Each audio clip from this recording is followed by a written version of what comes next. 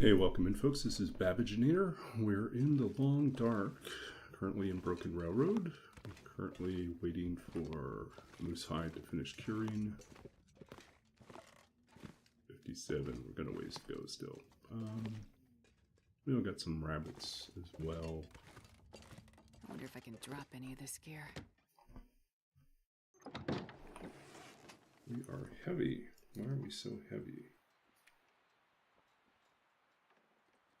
Yeah, because we have all the guts going here. Okay.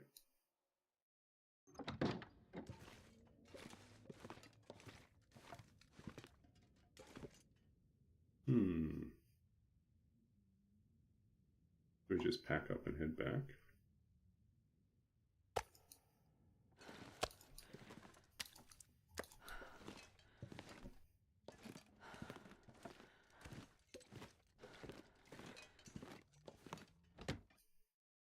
I guess so.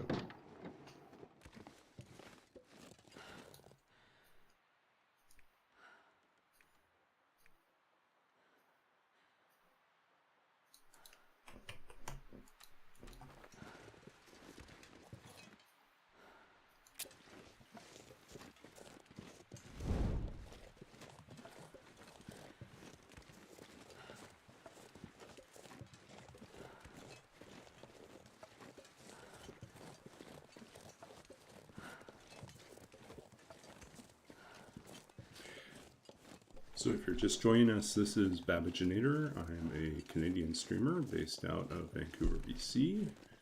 I'm a writer, a former computer games programmer, and a longtime D&D player and DM. Barely walk with this much gear. And I've played The Long Dark for a long time now, since late beta. So yeah, we have about 3,500 hours in the game at this point. Mostly initially Stalker, and then also now in Interloper mostly.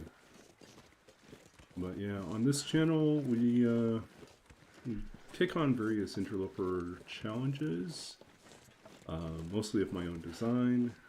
Sometimes I write some random generators to kind of spice things up, a little twist. Sometimes we have other random elements, and yeah, this is all a nod back to role-playing games and dice. Yeah.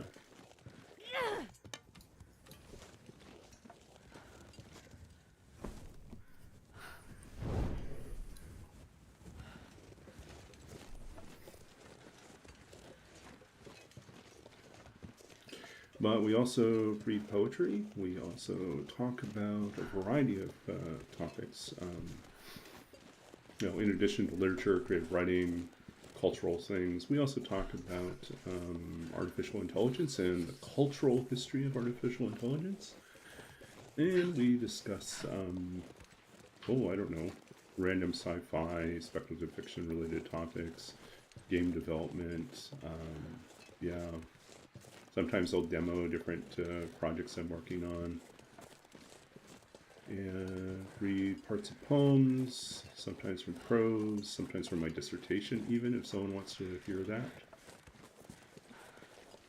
The cold is making my head feel thick.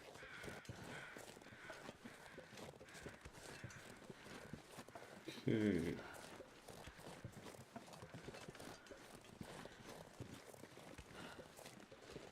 I think we probably need to warm up some teas here.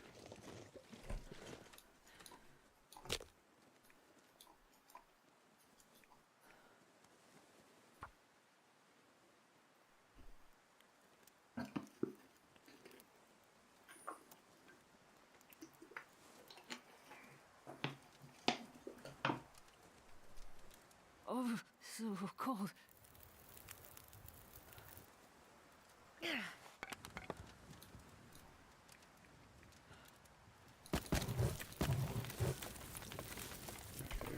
I'm going to quickly warm up our teas.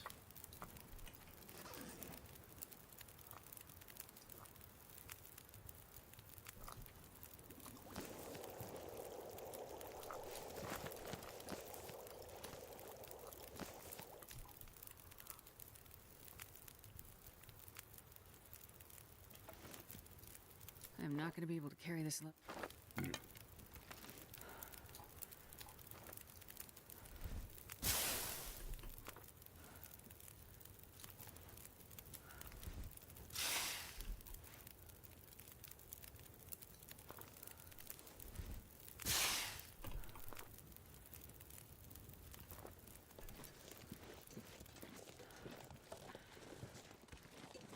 Okay, moving along.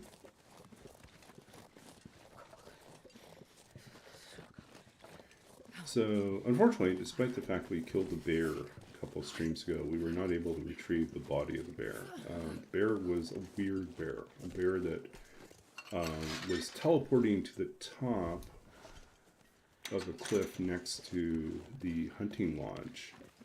And then it would charge at me, and then I would shoot it, and then it would run away and disappear off the edge of the cliff. And then it would, a little while later, reappear. So, not very helpful. So when it eventually did bleed out, we had no idea where to find it, other than probably at the bottom of the ravine. And at that point, we didn't really want to climb down there.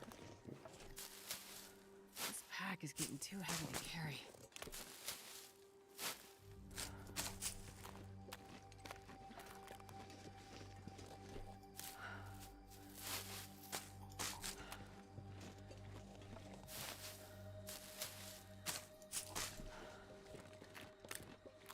Jeez, this is cold.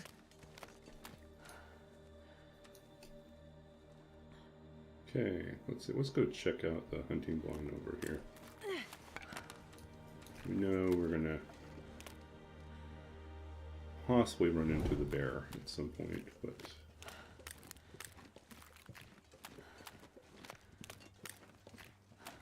unless it was the same bear.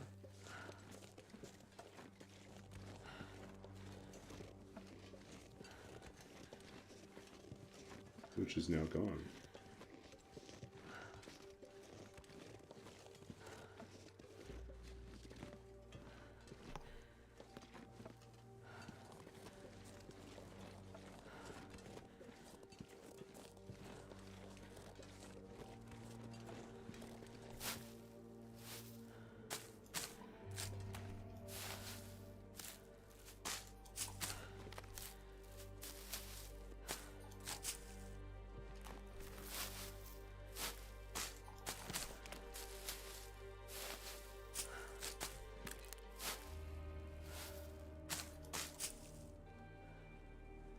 I guess it could be the same bear.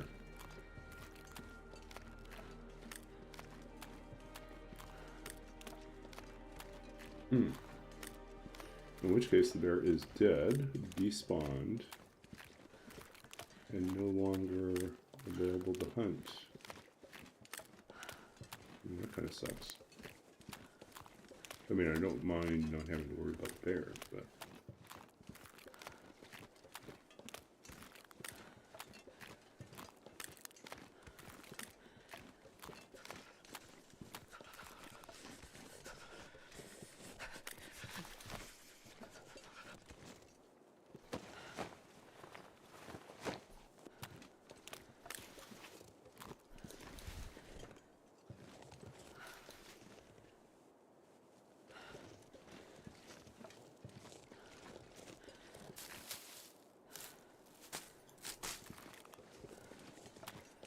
I wonder if the wolves in the yard are back.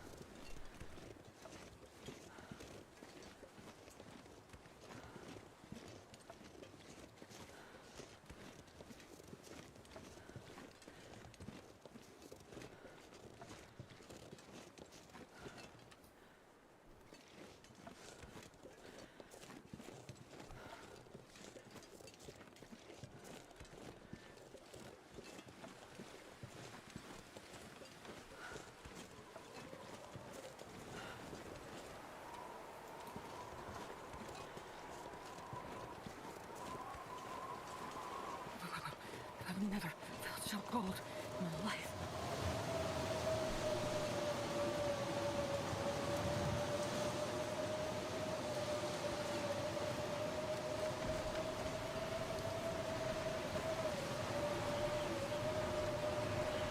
Okay, I made it back just in time.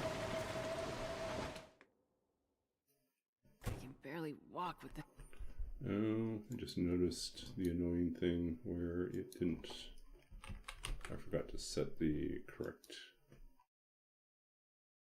It's going to do that thing where it won't let me update it.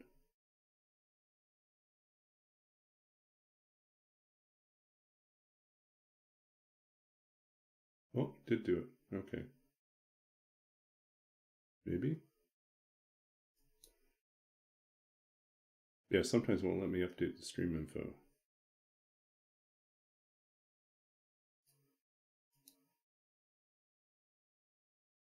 Yeah, it's got the wrong stream info. That's annoying.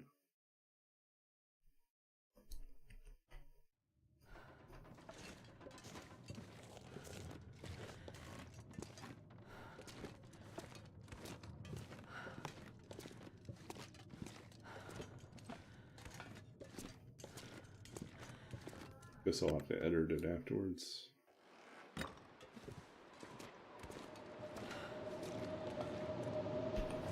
Okay, so let's see what we got. We got moose.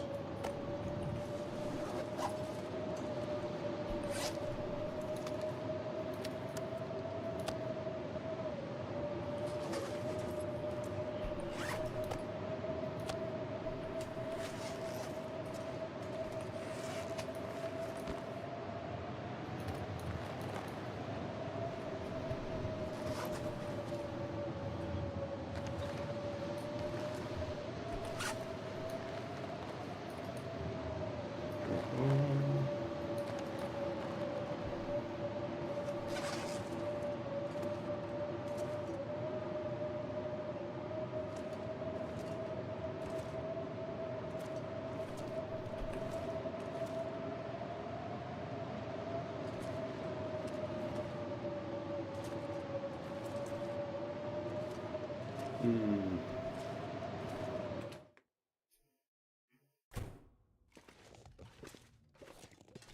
this pack is getting kind of heavy.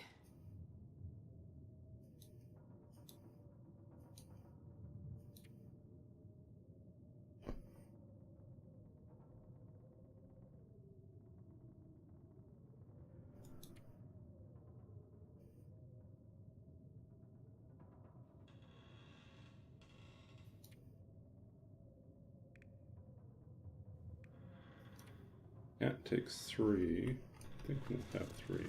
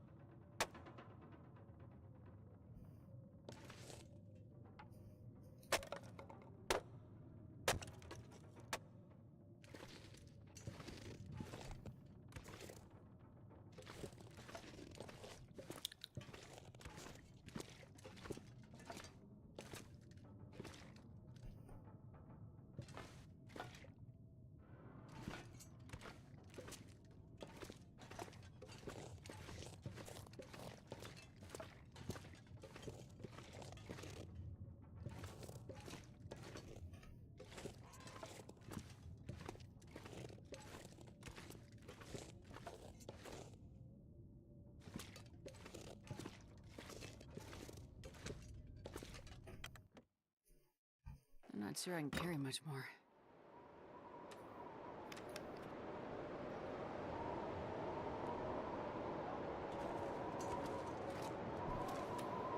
Okay, I guess we should probably make some more water.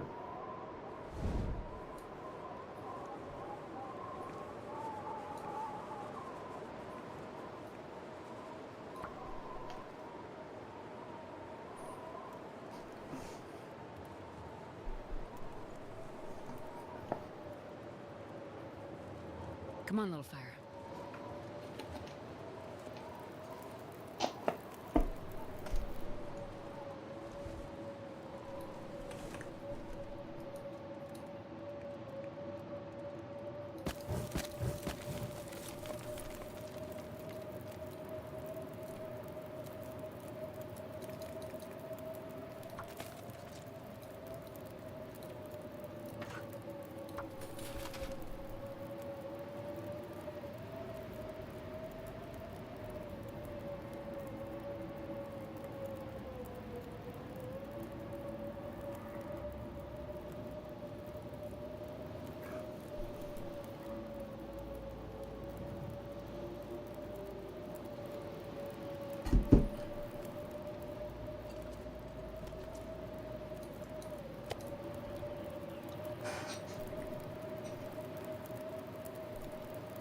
This cooking 5 is great.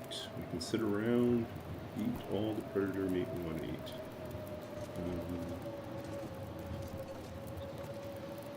Boil our water.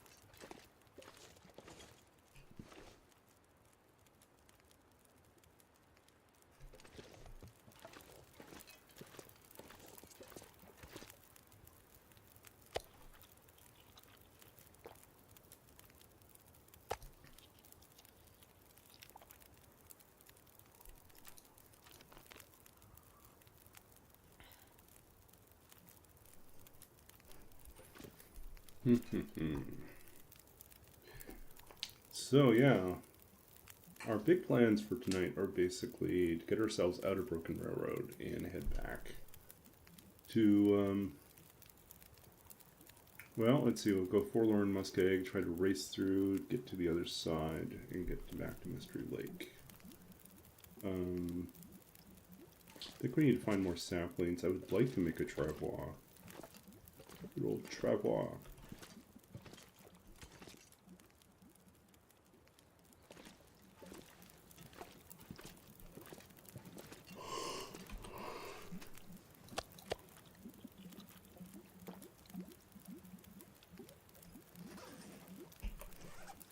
We don't really have enough coal, do we, to actually do another forge? One piece of coal.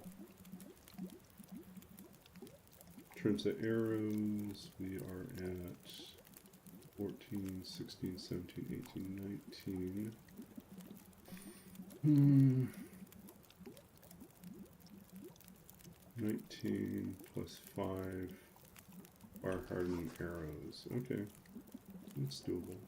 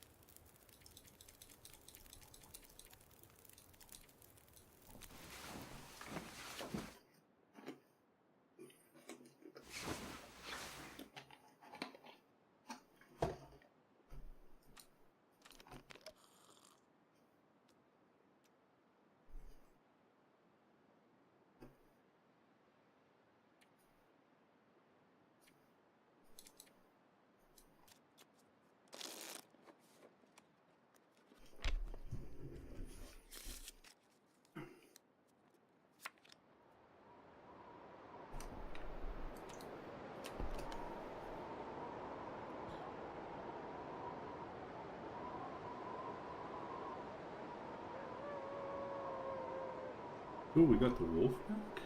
Okay.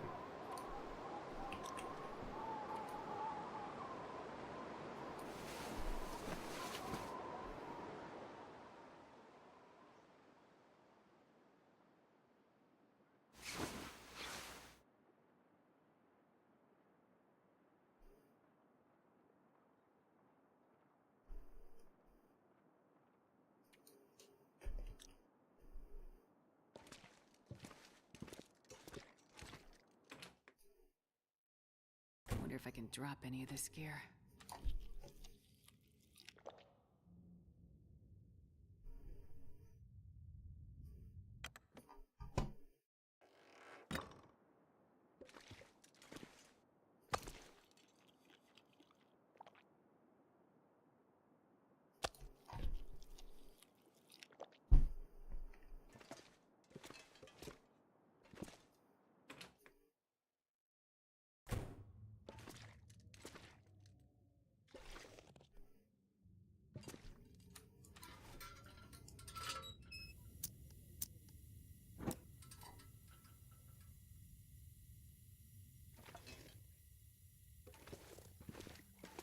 Man,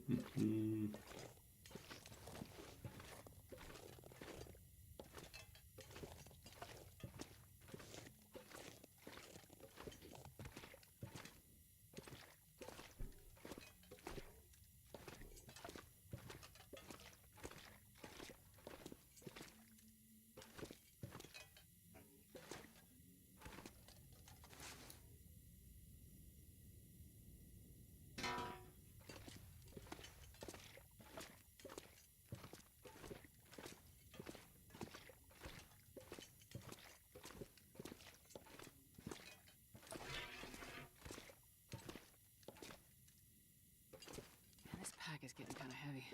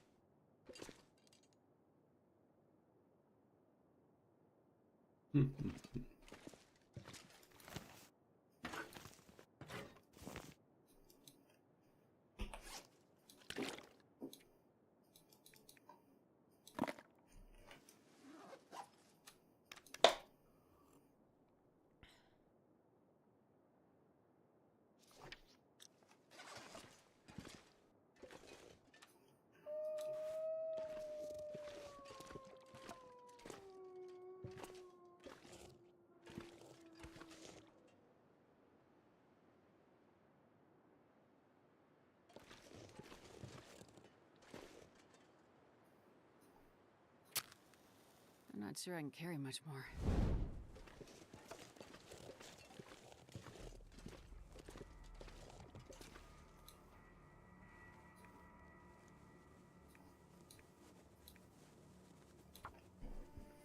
Guess we can dump all the extra firewood too.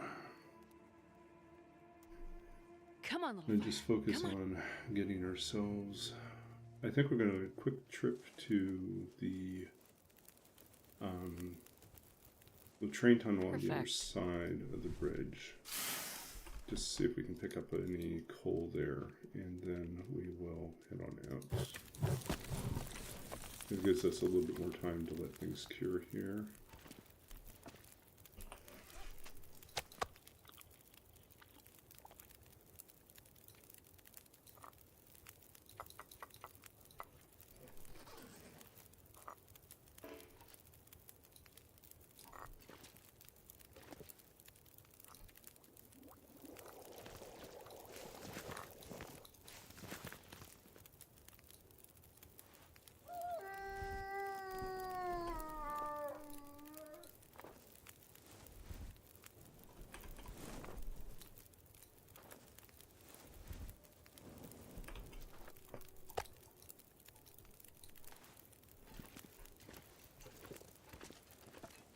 tunnels.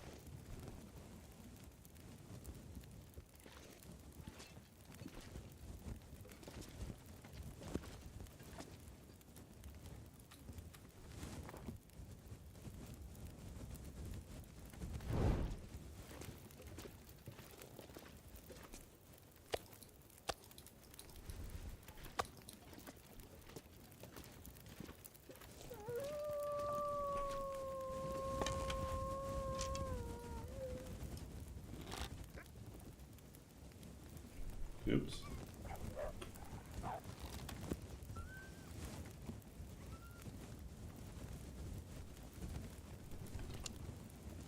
Almost shot him with the wrong arrows.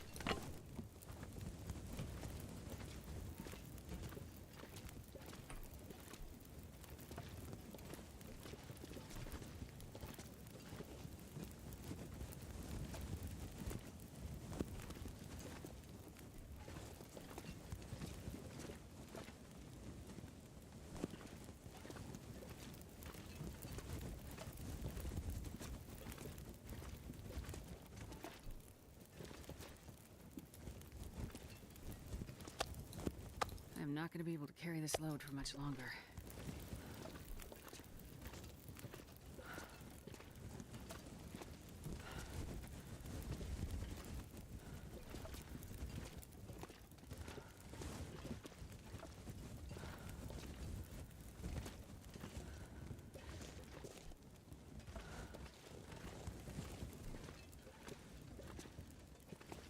Where is this guy? He was just here.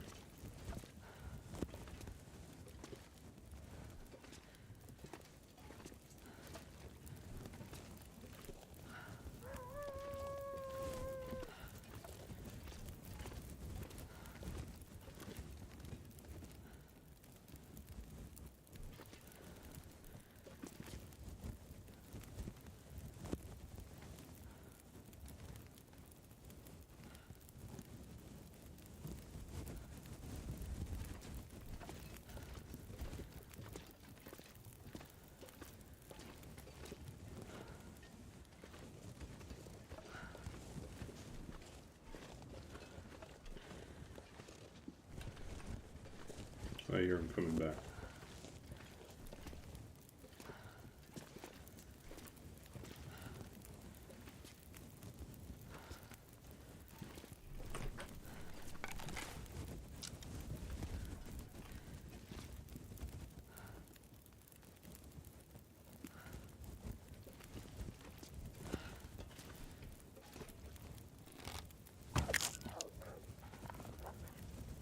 Ran off, but at least we just broke the arrow. We can fix that.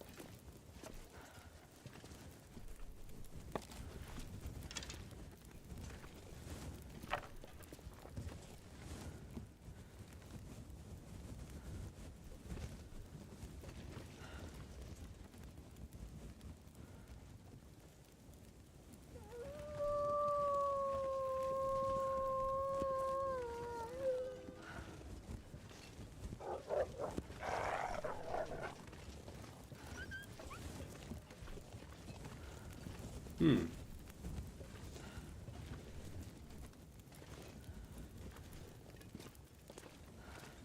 Is it just the one? Is he just lurking out there?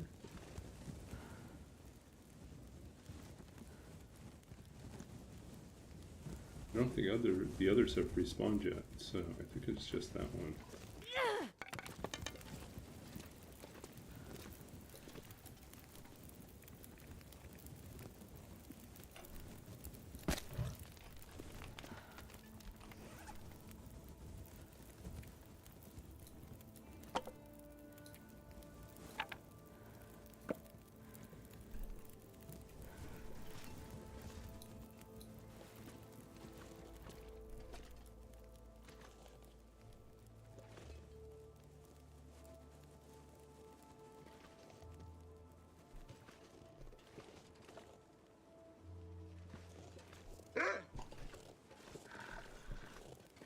Oh, he's coming back.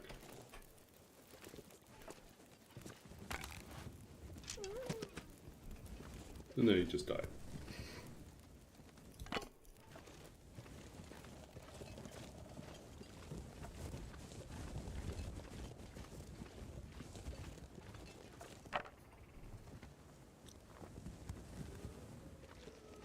Oh, another one's back.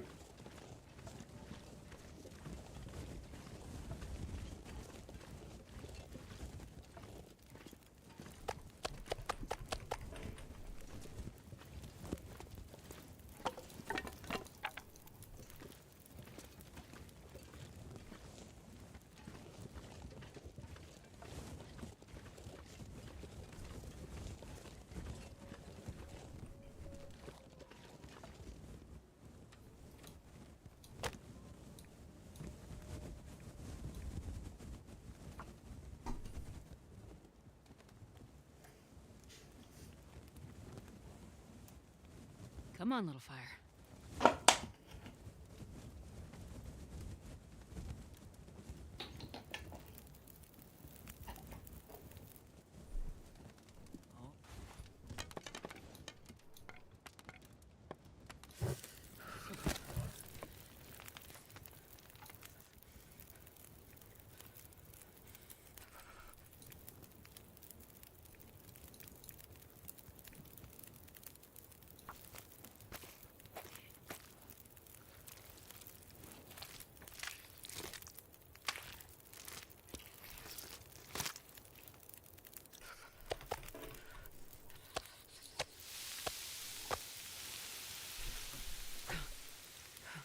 -8.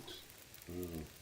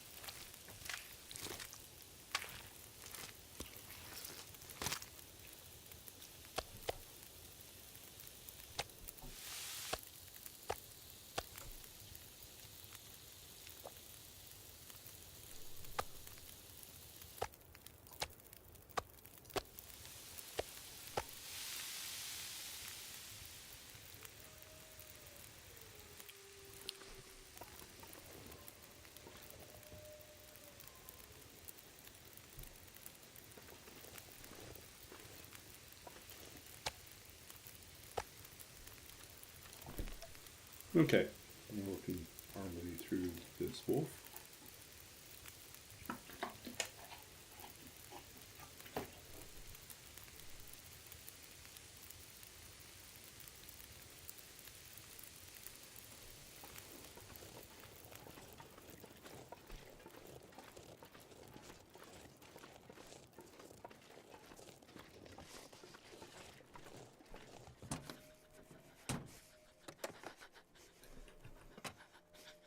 Okay, we've already been through here.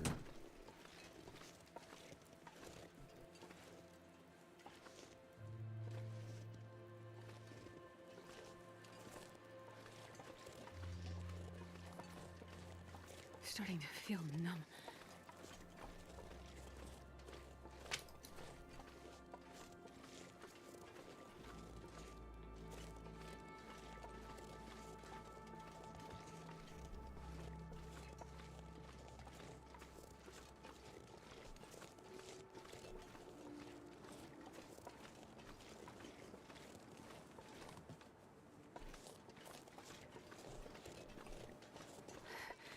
It's so cold.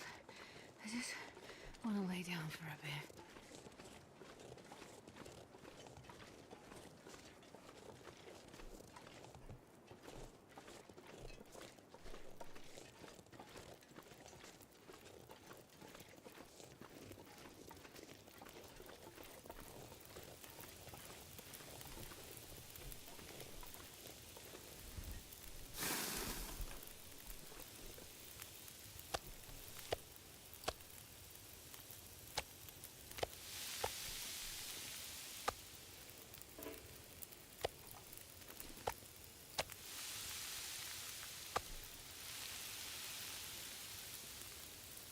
Oh, now we're getting cold.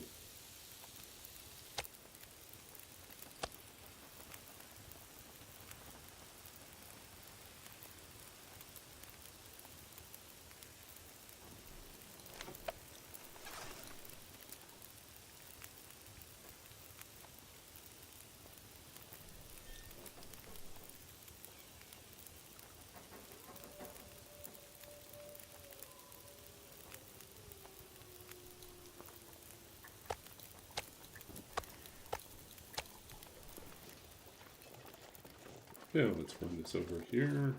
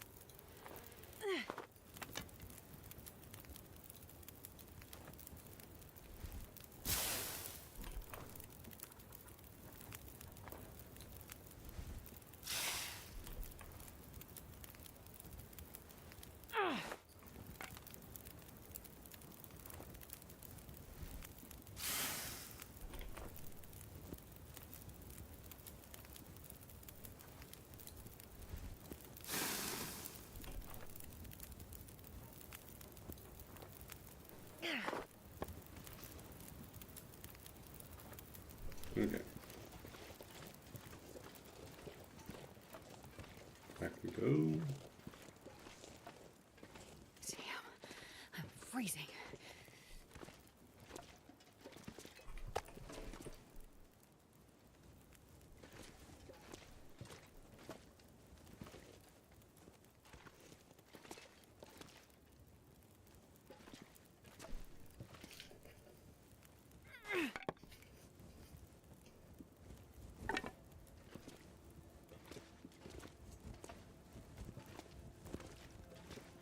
Hmm.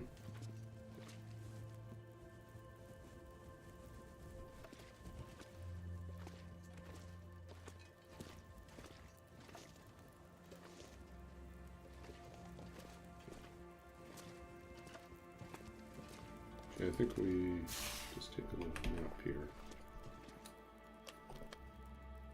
Take a nap, go back.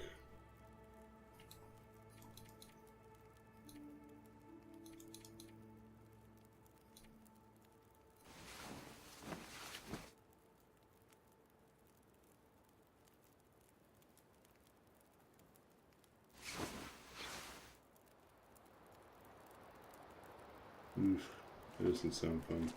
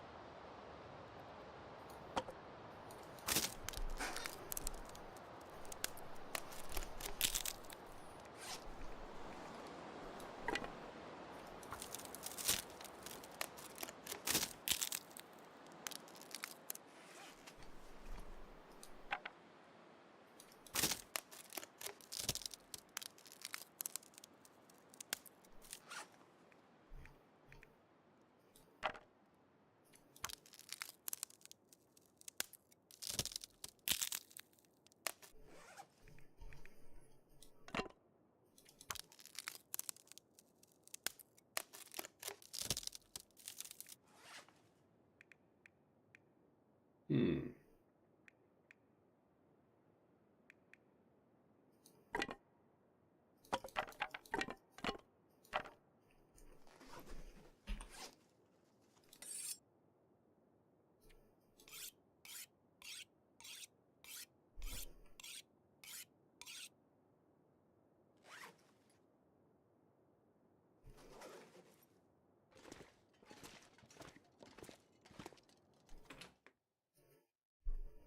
if I can drop any of this gear.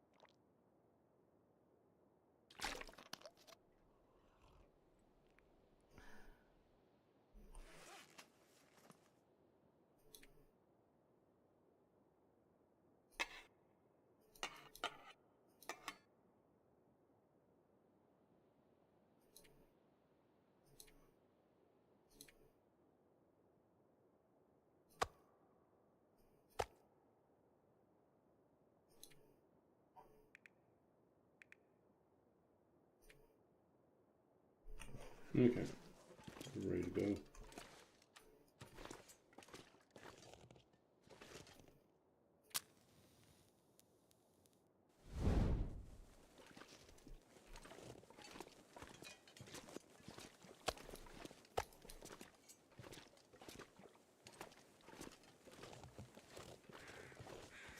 This pack is getting kind of heavy.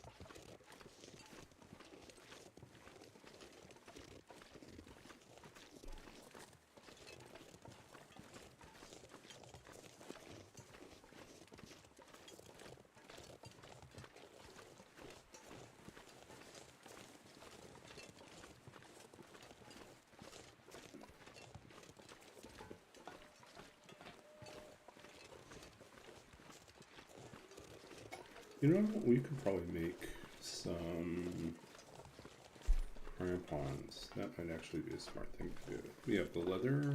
We could get enough metal, scrap. And that'll make our climbing a little bit easier. Yeah, let's do that.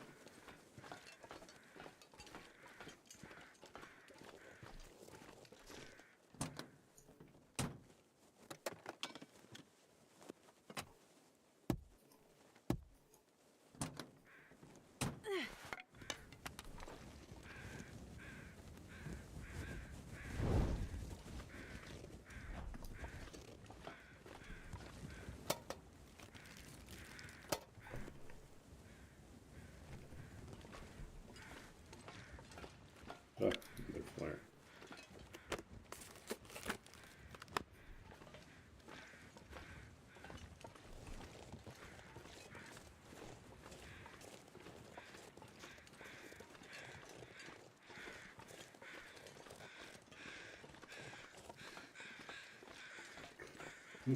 Funny.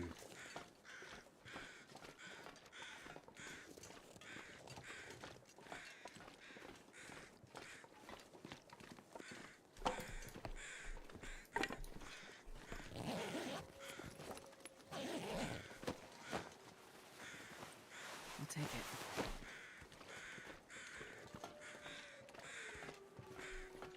Well, that reminds me, we have clothing we have to break down still.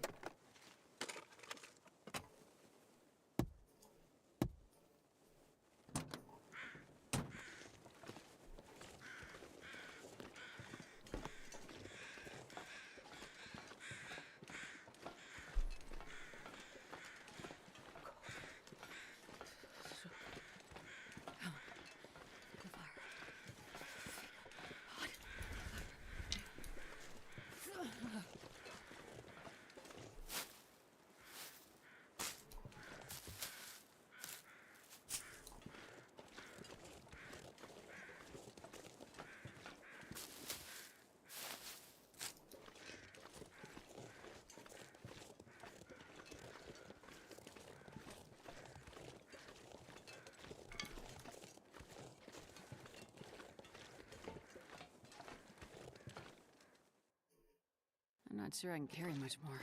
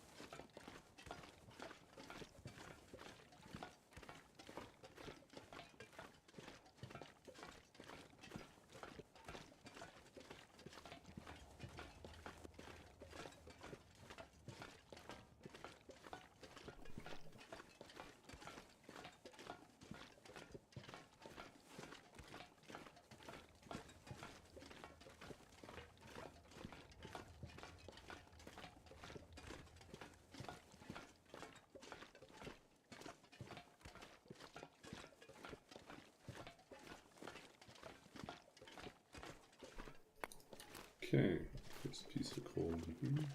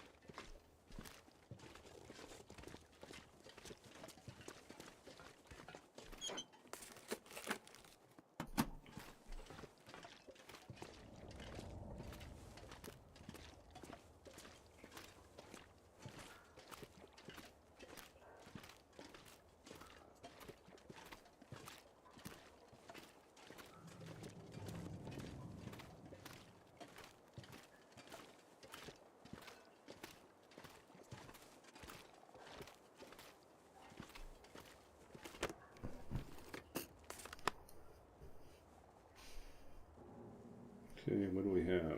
Lots of things to look for. Really, we want a better toolbox. So far, I don't see one.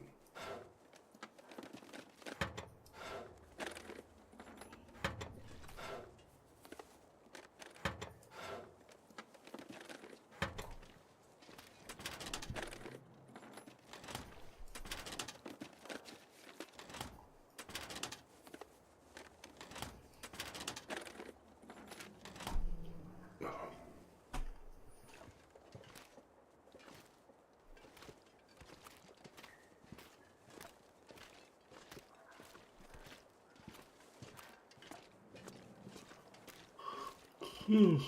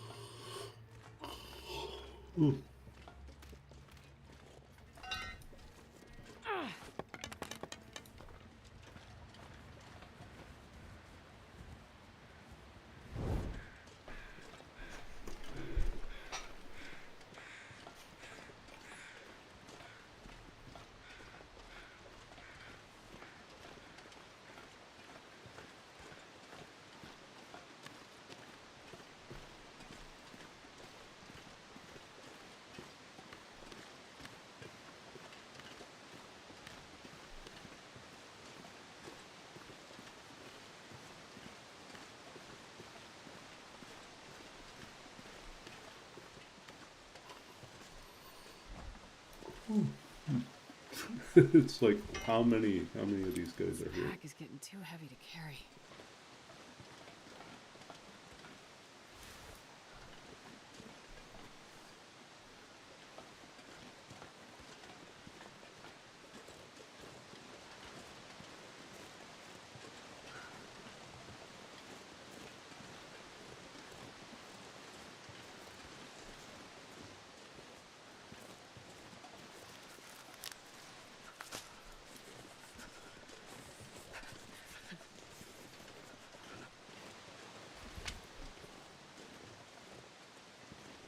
Cool.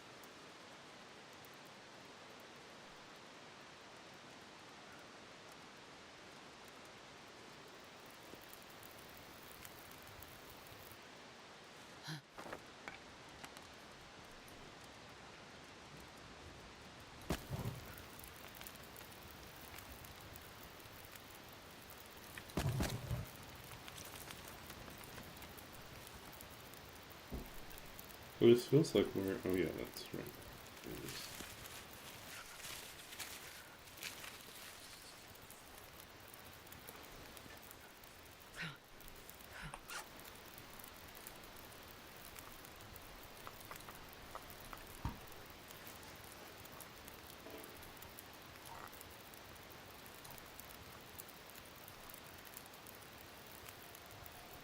I can barely walk with this much gear.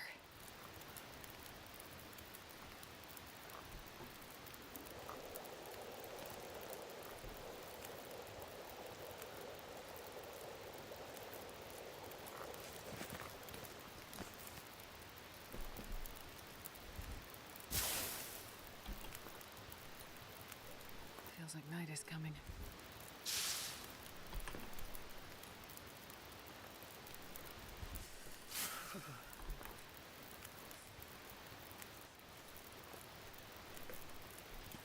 Okay. And back.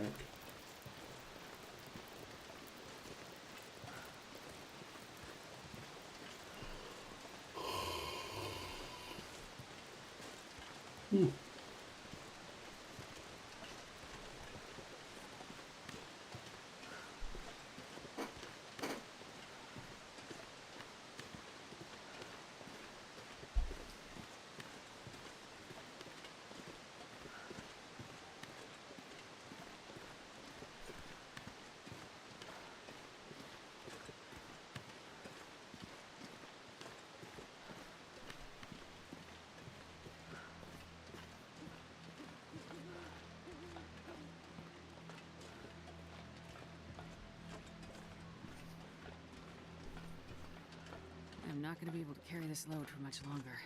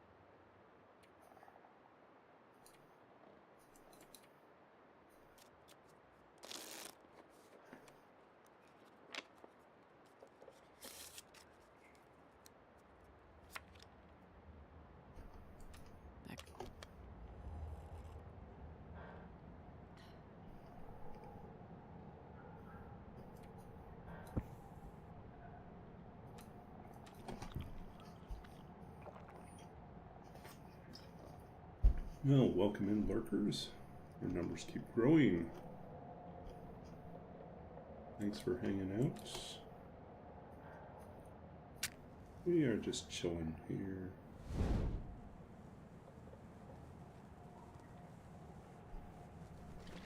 Trying to decide what our next move is. I think what we might do, go down to the lake below.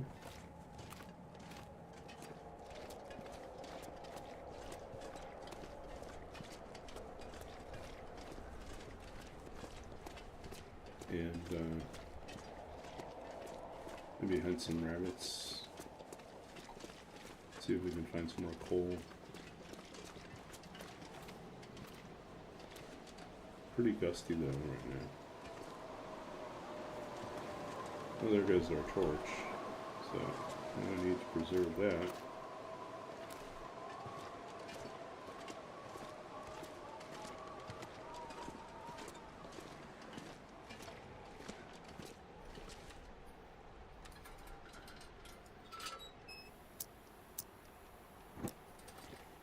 Where's the point where it switches over?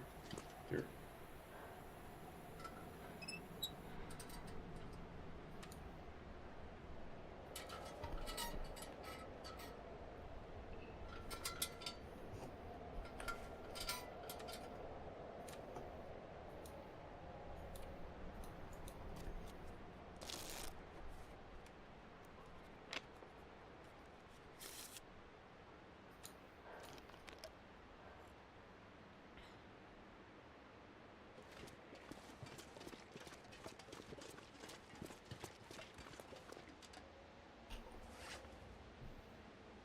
Hey, Sweet Lou. Yeah, we're just... Oh, actually, that reminds me. We have a bunch of stuff we actually really should work on here.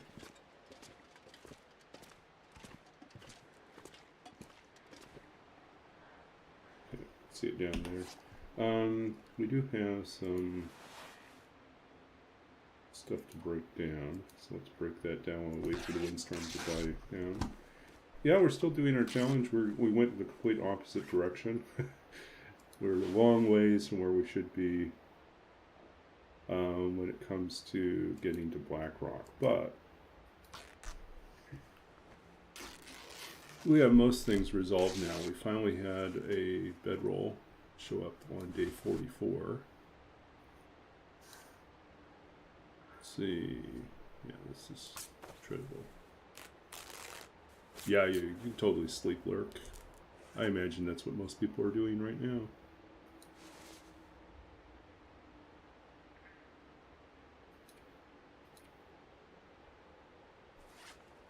You can just drop that. Takes too long to tear it down. Okay.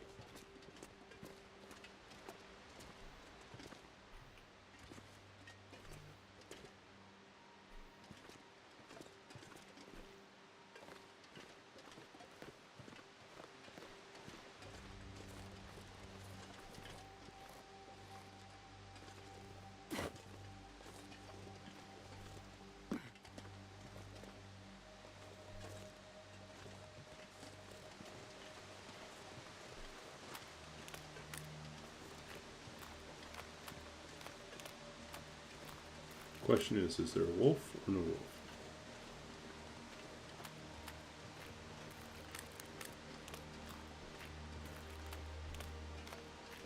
There's a deer.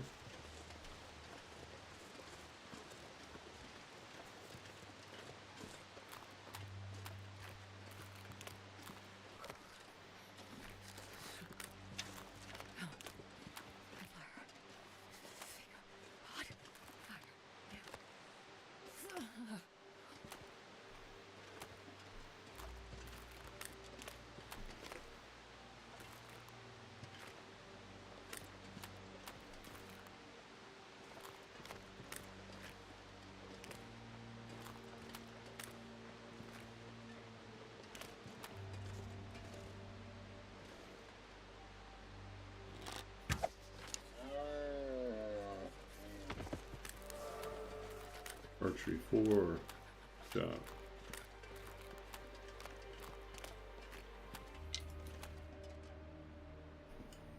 I don't think we have a lot of firewood, do we?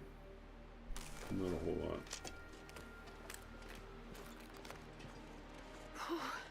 Sure getting cold.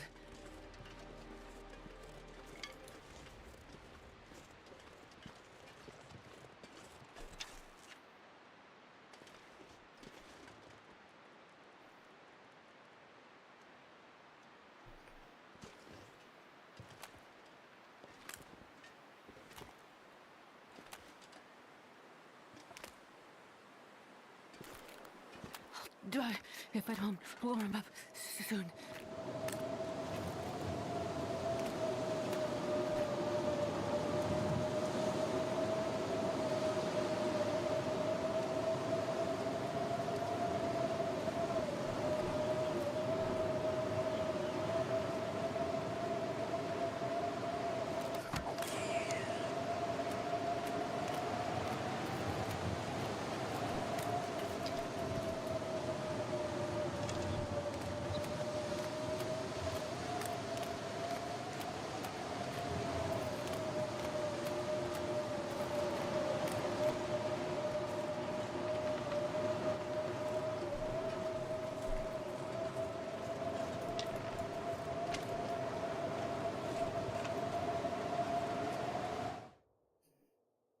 I wonder if I can drop any of this gear. Yeah, we haven't gotten there yet, though. We're spending all our time out here trying to gather materials and gear to ready ourselves for the Blackrock trip. So we kind of took a really scenic route, crawled way over in Broken Railroad and Transition Pass area.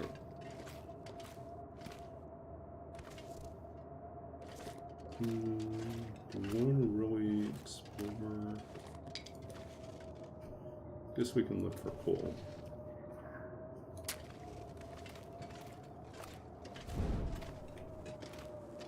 Just want to find some more firewood and more coal. We can cook up our rabbits. Boil some more water.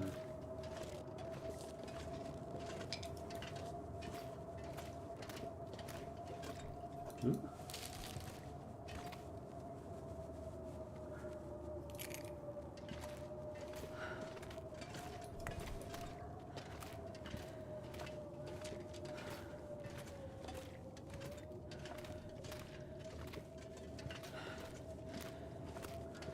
Go up there yet?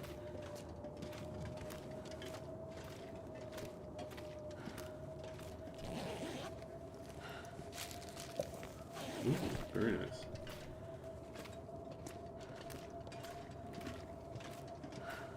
There we go. Yeah, I know. We're taking the very scenic route to get there. We'll probably get there by day 70, This I pack think. is getting too heavy to carry. Maybe we'll get there by day 100. Maybe we'll go really, really slow. I mean, we're close to having a moose satchel.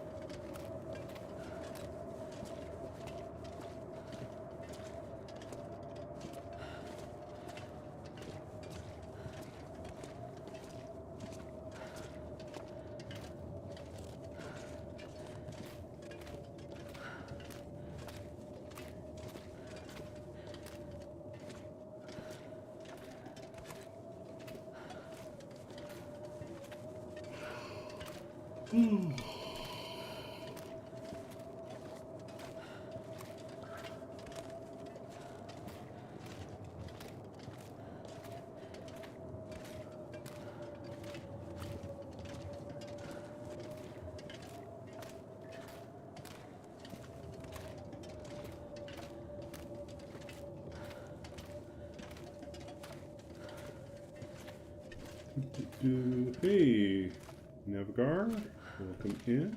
Enjoy your work. I think this is kind of a lurky sort of night. Most people are lurking.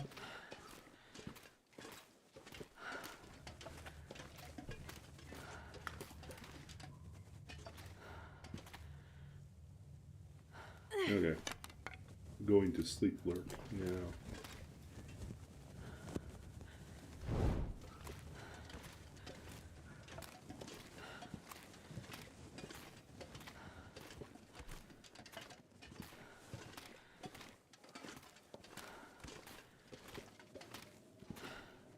Do you have enough coal to forge? We are one short. We can find one more piece of coal, we'd be set. Maybe there's one over by the train here. I can barely walk with this much gear. Maybe we'll skip this. Too much work.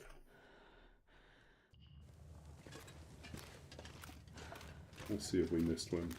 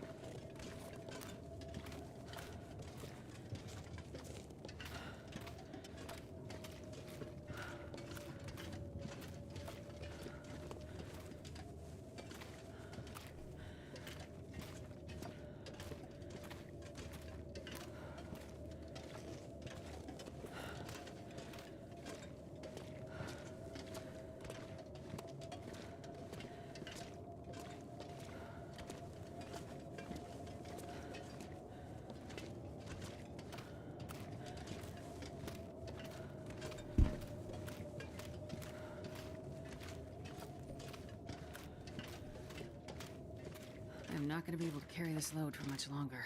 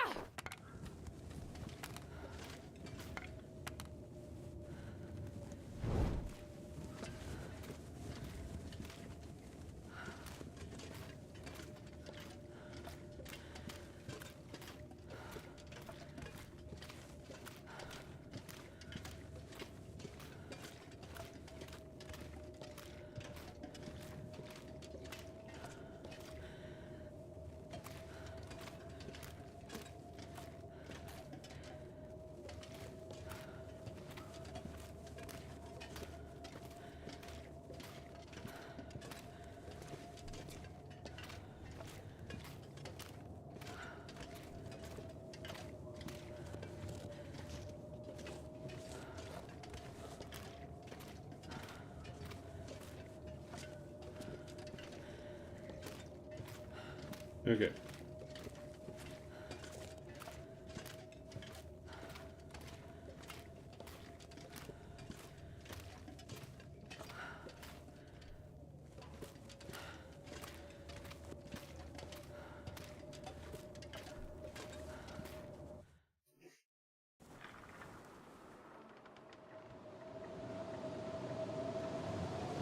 This pack is getting too heavy to carry.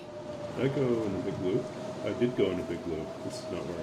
No, wait a sec. No, this is where I want to be. But... it's too windy to go anywhere.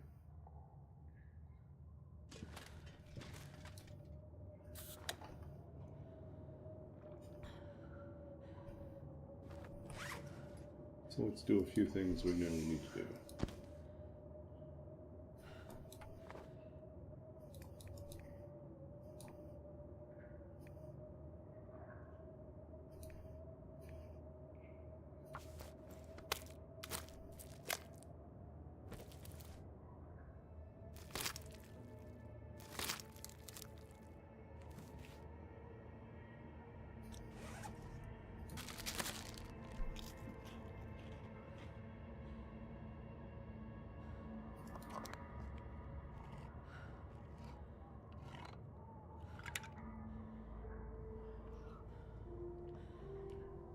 Hey, Nemesis. Welcome in. We're just kind of chilling here. Far from where we're supposed to be, but we're still in a good spot. I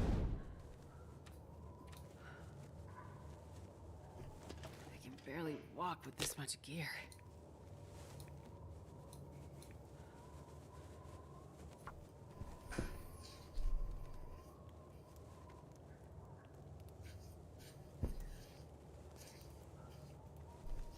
Come on, little fire. Come on.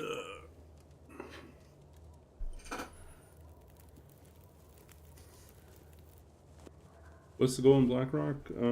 Honestly, I have no idea. I think the original plan was once we spun a wheel at the start of the run, and it told us where our destination was that we had to get to. And once we arrived at the destination, there was also going to be another wheel or random table that would tell me what I'm supposed to do when I'm there. But we got Blackrock. And Blackrock takes so much prep time. And we had such terrible luck finding a bedroll that it has taken us this long to get to the point where we're basically ready to go to Blackrock. We're still actually a little underdressed. And we are, yeah, so we're a little underdressed, which we're working on right now.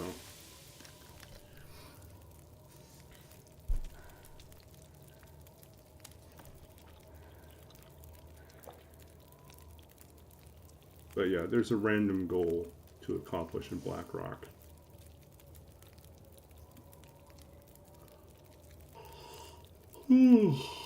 But I may just be happy with getting to Blackrock and then starting a new challenge, because I kind of feel like we've already squeezed as much as we can out of this. The unintended challenge was the fact that we went 44 days before we found a bedroll. So 44 days living on the rough. Hey Triplewood, welcome in.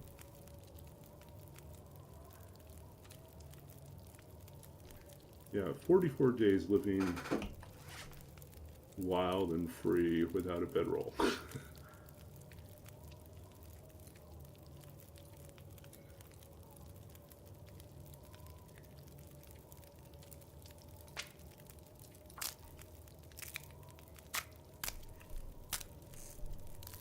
At no point did Astrid say, hey, this bedroll does not bring me joy, and then throw it away. No, we just never had a bedroll until day 44.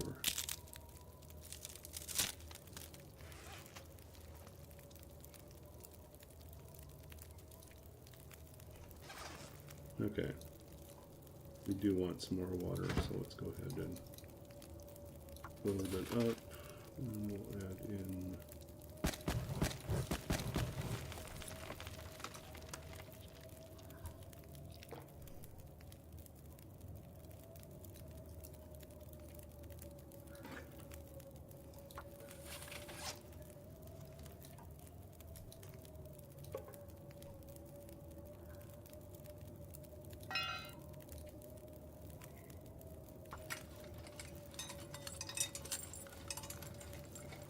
yeah, that's nice. That's nice. We were not so lucky. It's kind of wild, like, let's see, should note our path here, you know. So we started off in Desolation Point, we went to Crumbling Highway, we went to Coastal Highway, we went to Ravine, we went to Mystery Lake, we went to Climb Down, we went to Milton, we went to Basin, and we went to FM.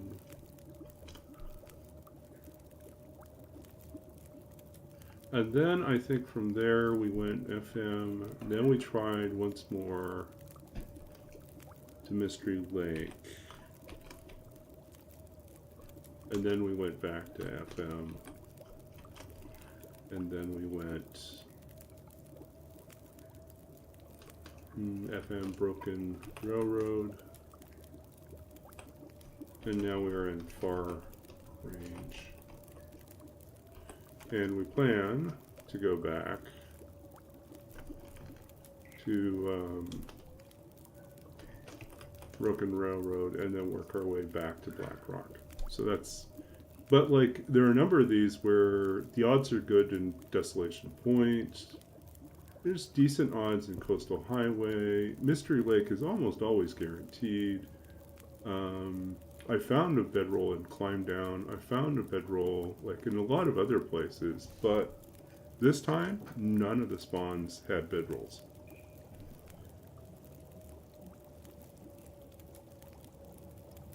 It's the only time you've found one or lived longer than 9 days. Well, good run. Yeah. I don't recommend like the live as long as you can without a bedroll. That's not a fun challenge. My record before this run was 41 days in misery with no bedroll because again, I had bad luck and I couldn't find it. So yes, it definitely feels like that. Here, let's see. You stream. We'll see if you stream.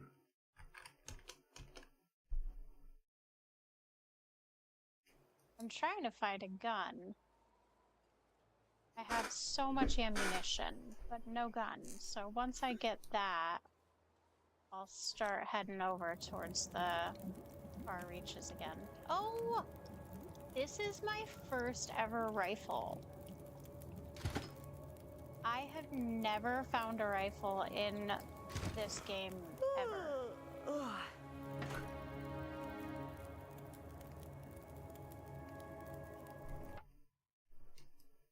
Oh, really? Yeah, I vaguely remember that moment, so okay, that's good.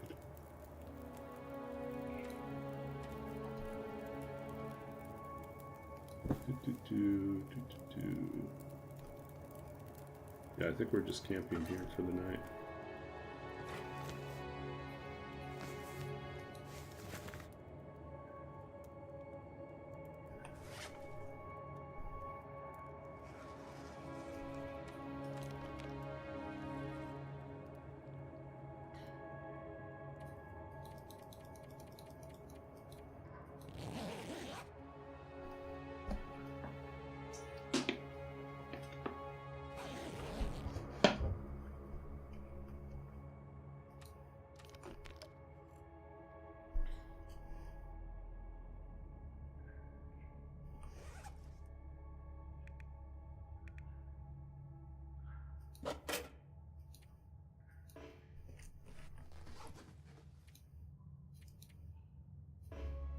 We've also not found a quality tool box yet.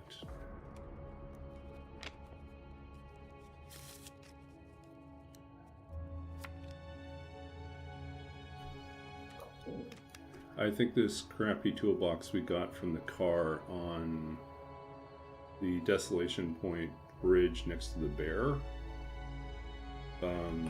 That car always has a toolbox, which will either be the quality one or the cheap one, and I think we just did not luck out.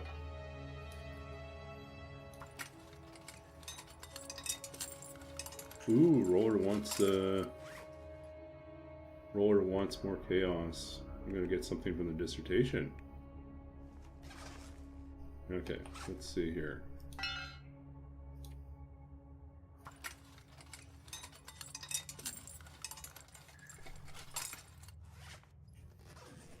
Okay, let's do something from that. Okay, something from the dissertation. So, yeah, one of the things that we do on this channel is, by request, I will read from my dissertation on 19th century artificial intelligence, thinking machines, artificial minds, or thinking machines, mechanical minds, and the Victorian detective. So, I think where we left off. We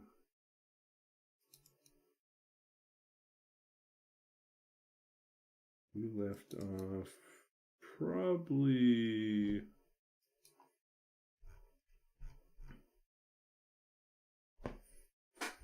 I think we had talked about, we'd gone through most of the chapter on the Turk.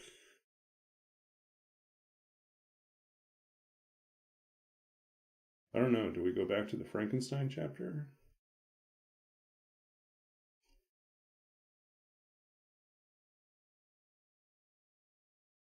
Or did we do part of the Frankenstein chapter already? We've been through this multiple times, so let's see what we got here. Any section. Okay, well, if it's any section, there's only one way to decide. And that is randomly. So we will roll a d4. That will tell us, or we could do, yeah, a d20. Maybe that would do it. Let's see. 1, 2, 3, 4, 5, 6, 7, 8, 9. Okay, I guess it's 1, 2, 3, 4, 5, 6, 7, 8, 9, 10, 11, 12, 13, 14, 15, 16, 17. So, yeah, so starting point. We'll roll a d20. Cool, it's a crit. But there's only 17 sections, so, or 17 parts. So I guess we get the conclusion. Okay, we'll skip to the end. We'll read the conclusion.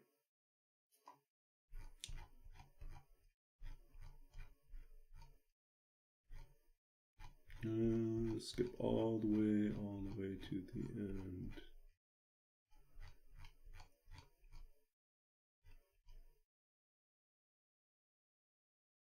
Yeah, I think that's a good place to read. Okay, so this is the conclusion of the dissertation.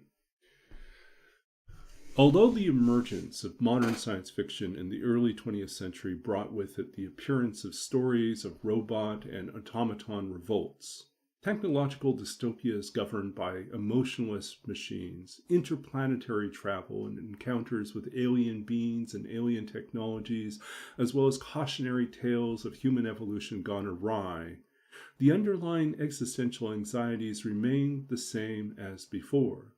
In the place of clockwork machinery, of tangible gears and shafts, however, the computer revolution replaced the material and visible with the largely invisible. Instead of mechanical systems whose workings might be understood through physical interaction and careful mental study, the new non-human intelligences and consciousnesses have come to be portrayed as largely the product of intangible code running on advanced digital technologies whose component parts are too small to see and too intricate to follow. Not surprisingly, then, the machine of the 20th and 21st century has become a black box of secret instructions too esoteric to unravel without the aid of another machine or someone trained in the arcane arts of computer programming and/or hardware design. As such, the computer acquires the aura of magic and mystery that once enveloped the Turk, becoming, as it were, a new version of the automaton chess player, a machine whose inner workings, even when exposed, reveal little to nothing of the origins of intelligence, and yet can still evoke the illusion of a mind at work. If 20th century science fiction has continued the work of the 19th century by imagining what lies ahead, in the near or far future as a consequence of our actions here and now, the advent of steampunk in the late 1970s can be seen as a pseudo-nostalgic looking back at the Victorian era as a time where machinery and mechanism were tangible, visible, and for the most part easier to understand and comprehend. When William Gibson and Bruce Sterling produced The Difference Engine in 1990, or published The Difference Engine in 1990, it ushered in a new flood of novels examining this history that never was, conjuring up a world where Babbage's Difference Engine actually existed as a finished computer, and from which triggered a computing revolution run and founded on brass, pewter, iron, and steam, rather than based on electrical circuits and vacuum tubes. Gibson's and Sterling's novel imagines a world moved and shaken by material mechanism with all its attendant phenomenological entourage of clanking sounds, burning odors, rough and smooth textures, and variegated color. If the machine in the 20th century science fiction becomes invisible at either end of the scale, grown too microscopic to observe or too vast or too complex to wholly comprehend, the machine in steampunk literature offers itself as an antidote, an entity which makes its presence fully known and accessible to the entire range of an observer's senses. Certainly some steampunk novels are guilty of raising the physical encounter with the machine to the level of mysticism, too much invested in sensory detail, and converting the outward marks of the mechanical into signifiers of systemic order without enabling an understanding of the machine which governs or embodies that order. Still, beyond the usual tropes of airships, sky pirates, goggles, corsets, and military coats, there beats a mechanical heart at the center of the genre. In all its myriad forms, we find the machine as an embodiment of order and determinism, sometimes as a source of comfort and salvation, and at other times as an oppressive tyrant to be overthrown. But in every case, it is the fact that the machine can be recognized, and with effort, its governing rules understood, that enable the plot to carry forward and the characters to act. Much like Holmes's insistence that there must be an ultimate cause and a clear chain of events that follow, lest the world be meaningless.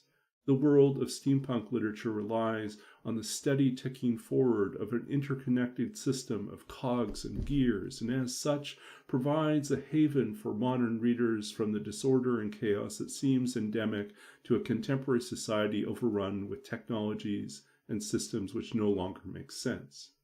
Like Frankenstein's creature, these machines operate both as models that attempt to embody a particular ordering of the world, and also as monsters capable of showing the limits of that order, and what horrors may arise from it or ourselves.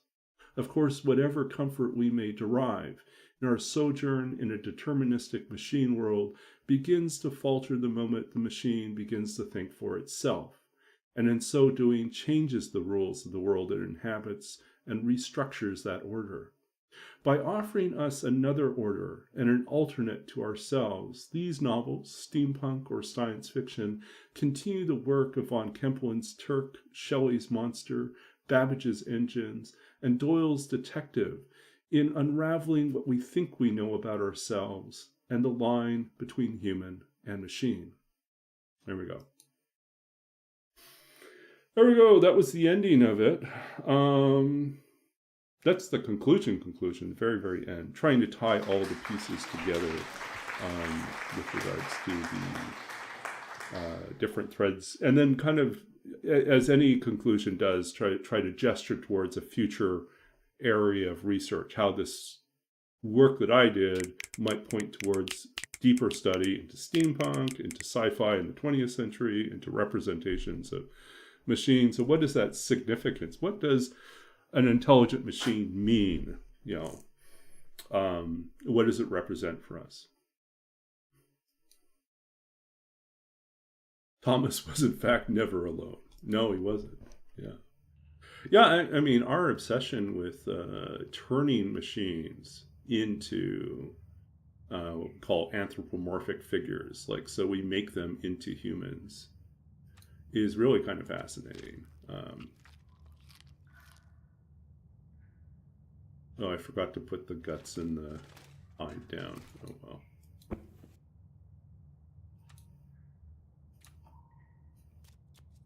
Okay, so our goal here is to get back up top.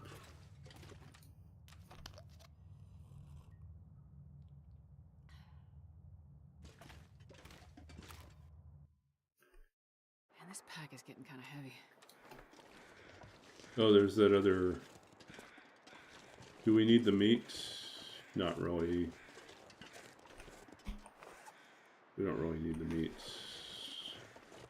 We're terrible people. We shot the deer for sport.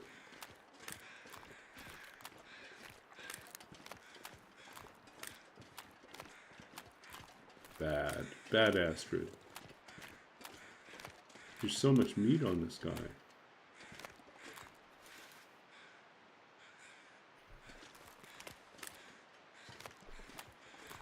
I mean, Maybe we should cook them up a little bit. Yeah. Let's cook them up a little bit, just so we can have breakfast. Venison for breakfast.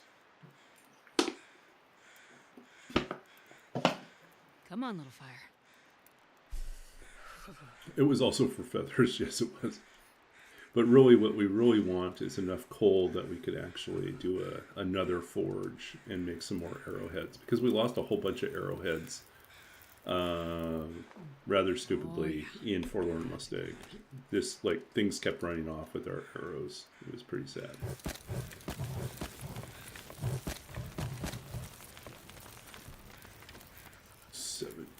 It's so cold.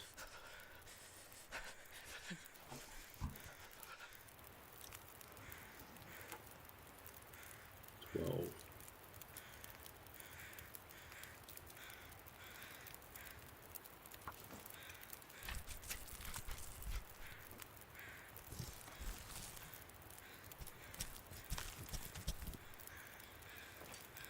Did I say I hate being cold? Because I really do. We actually don't need the guts at all. Let's see. 5. Okay, we can get there. We're so close. Okay.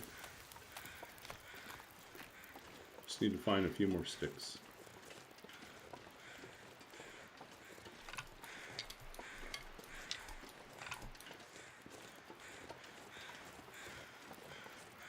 So cold. It's a goddamn freezing.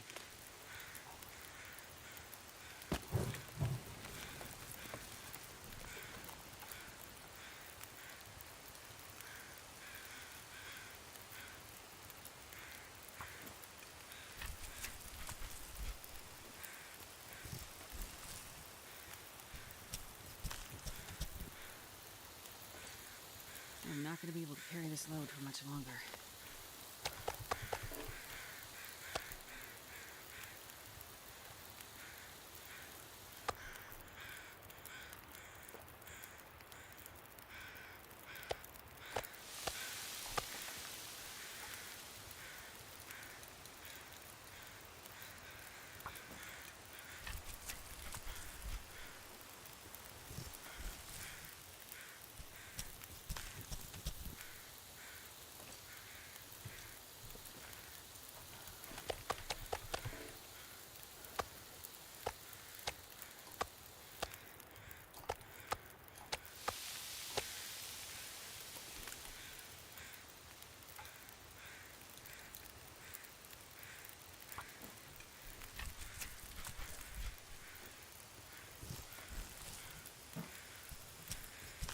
I love the fact that this deer was a perfectly round number, so we had no waste.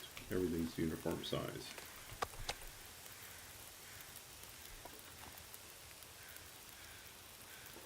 Put some more feathers in there? No.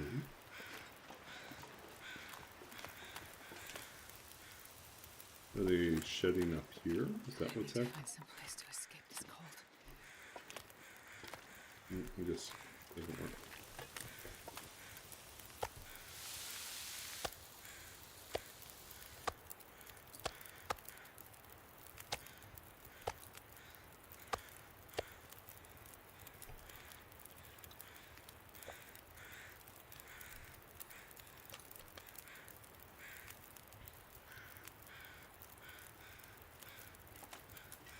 Should we, might as well cook up a little bit more. Do we need another hide? I don't know. Maybe we'll do it.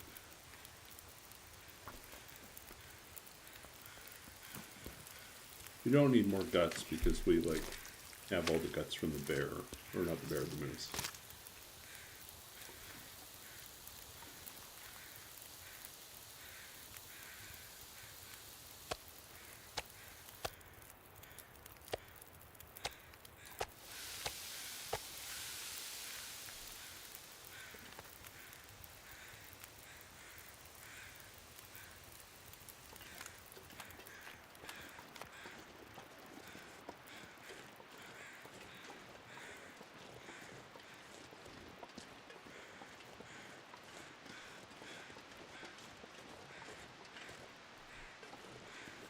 guess we could take these.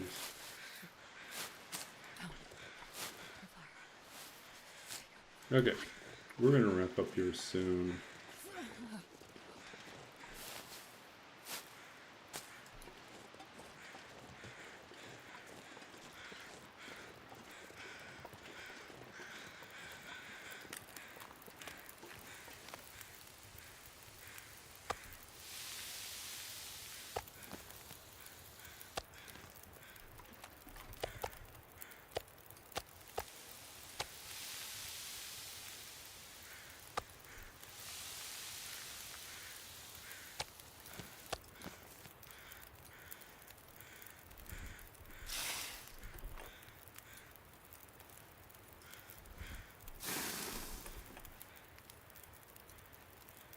This pack is getting too heavy to carry.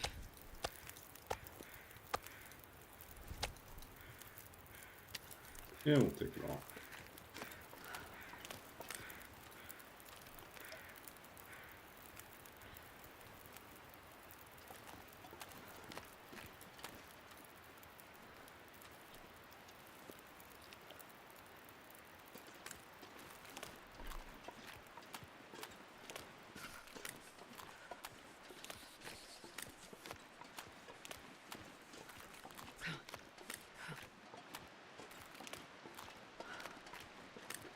Yeah, so our goal is to get that moose satchel crafted at some point.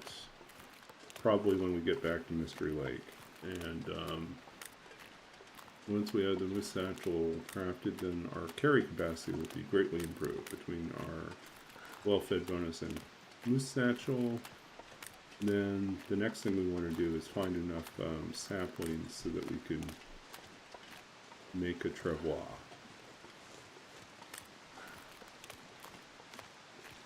Travois?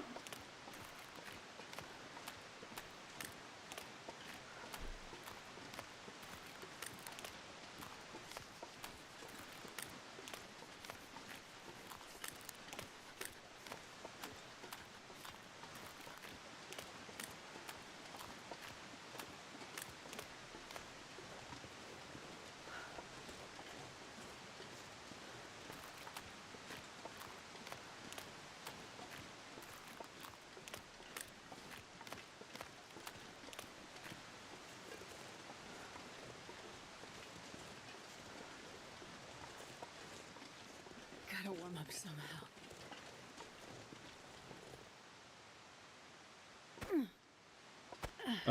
It just takes the one moose hide to make the moose satchel. But moose hides take a long time to cure. But I think it was last stream. So that would have been, what, Wednesday night? Wednesday night. On that stream, right at the tail end of the stream, the moose showed up at the hunting lodge, and we could not hunt the moose, so we stayed up late to hunt the moose.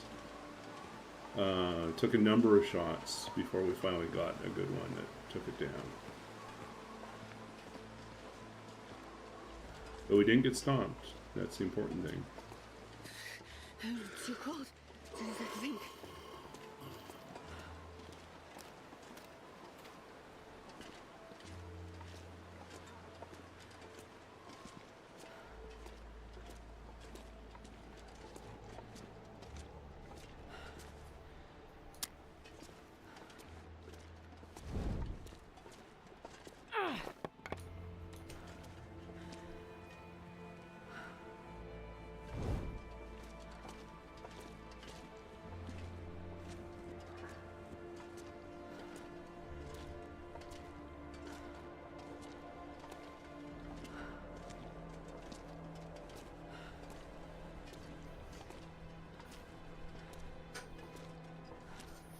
Yeah, that was kind of a crazy stream. Wednesday night was crazy because we killed a moose. We also killed a bear. We had a teleporting bear at the hunting lodge. The bear would be up at the lake and or the pond up there, and the bear would teleport to the top of the cliff and then charge at us. We'd take a shot at it, and then it would run away and disappear off the edge of the cliff. And then a little while later, it'd teleport back. Did this a couple times. And never was able to get... We killed the bear eventually, it bled out, but we never were able to recover our arrows from hunting the bear. Because the bear's probably at the bottom of the ravine. And then we just were busy harvesting the moose, so never got to harvest the bear.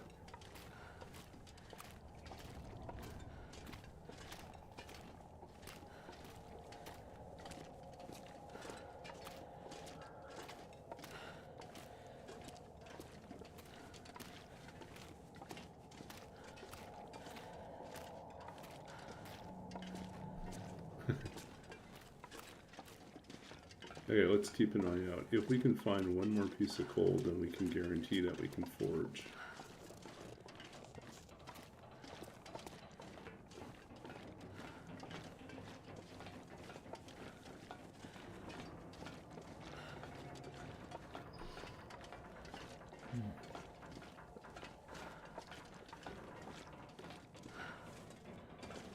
Roy said I cast Misty Step.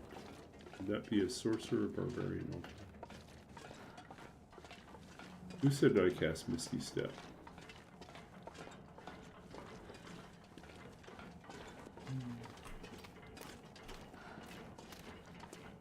Oh, the bear. Yeah.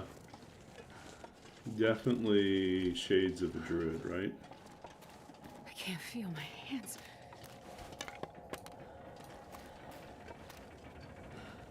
Isn't there an elf, like, heritage feat that lets you have access to Misty Step? I can't remember. Warlock rogue skill, yeah.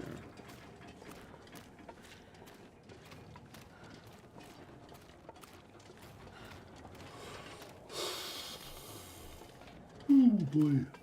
Definitely bedtime for me. Need to get myself back to the hunting lodge and, well, not the hunting lodge, get back to the maintenance yard and we'll consider it done.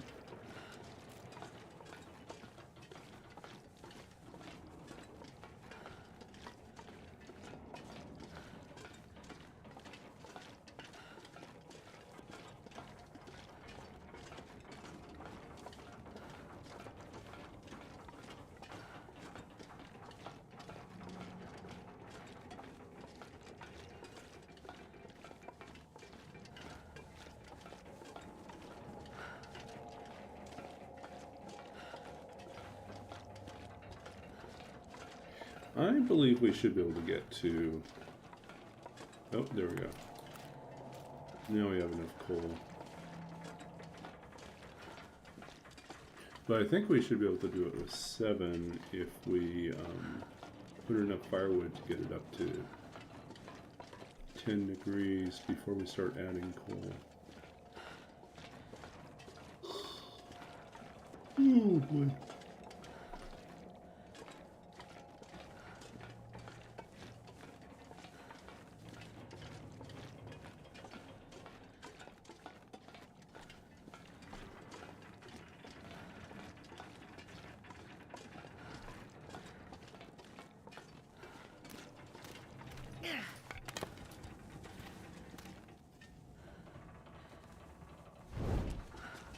Oh. Oh,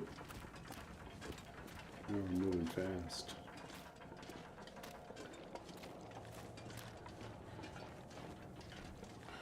So I don't know if I'll be on tomorrow night. There's a good chance I won't be. I'm hosting a dinner party which might finish by 8:30 or 9. And then it depends if I'm just all talked out and just want to rest, or if I am feeling up to streaming. We'll see. I can barely walk with this much gear. Nope, the winds are back.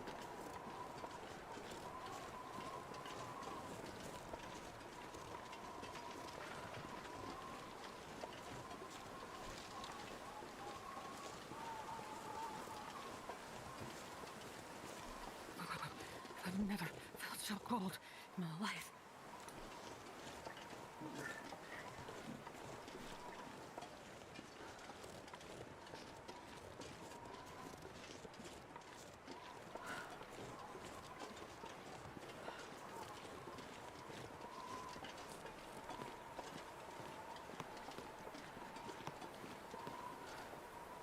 Minus 25. Yeah, there's no way we can warm up.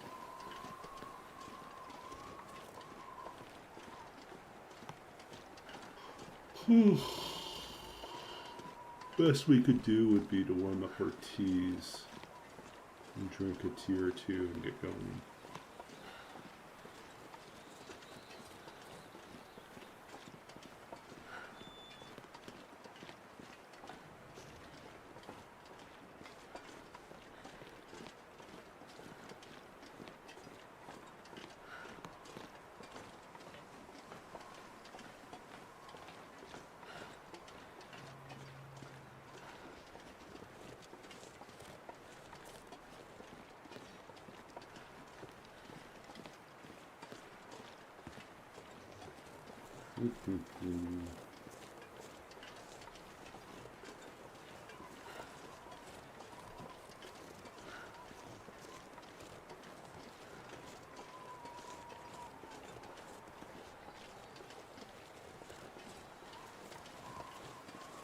Do you see that? There's yet another pry bar. That's like, I think, 4 pry bars in this region.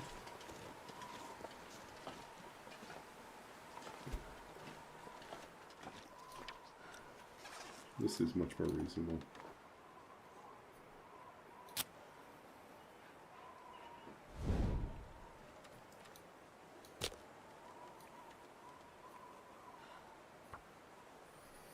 We just want to warm up our teas and then we can move forward. Maybe we can wait out the On the storm. fire. I don't think so.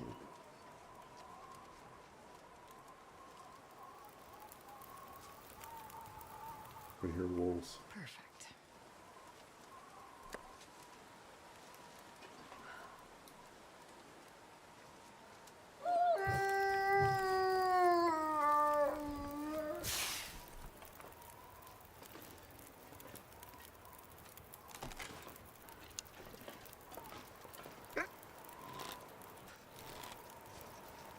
Come on. What's the angle?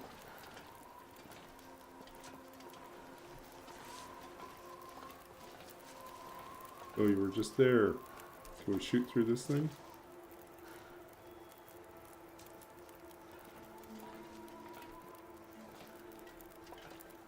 I have a suspicion we can't shoot through this thing.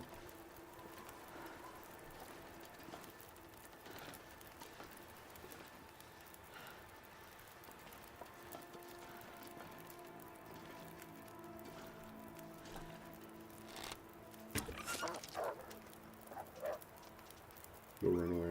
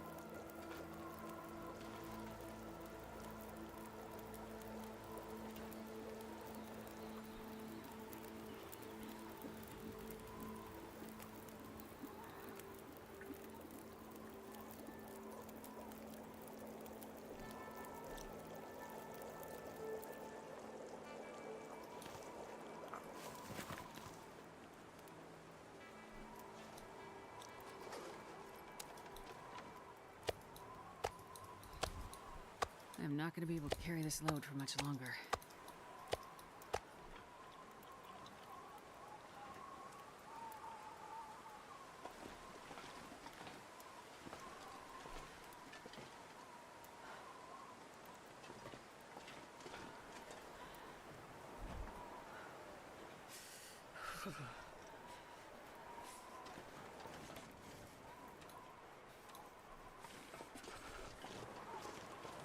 That guy's running all over the place.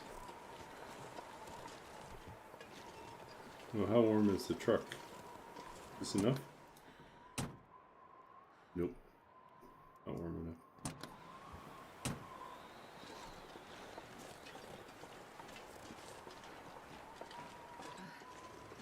cold is making my head feel thick.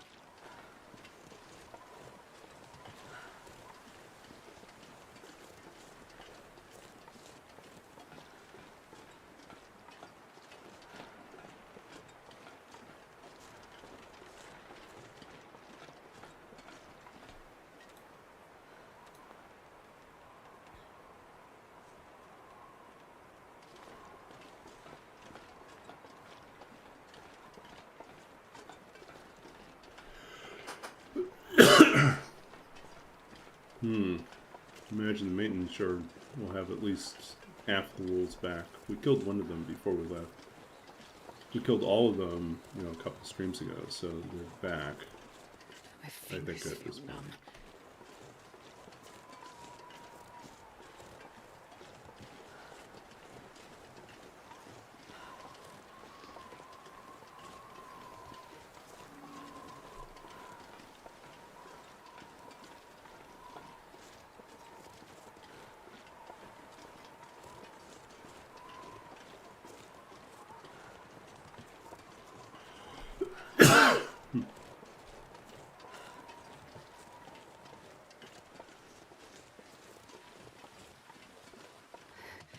It's so cold.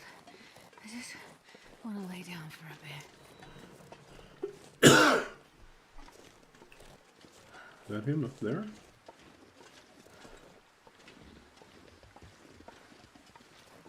No.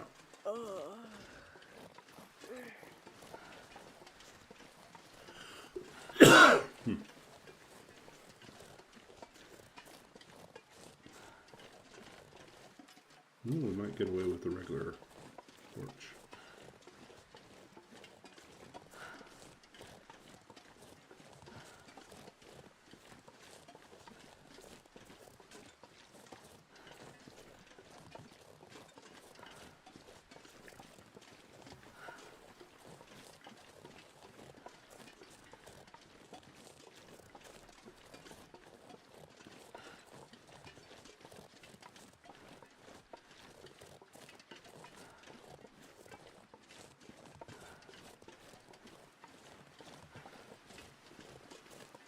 Oh, there he is. Dead already.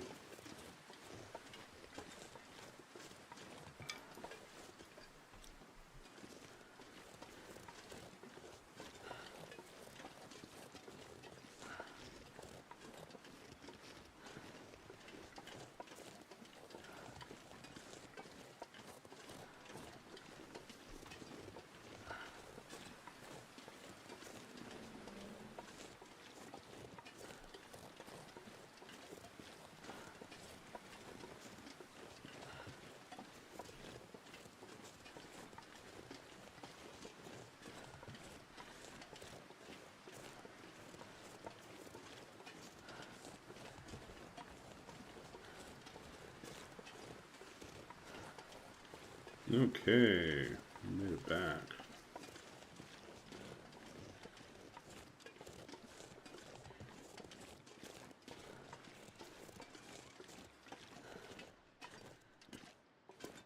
Ooh, so close.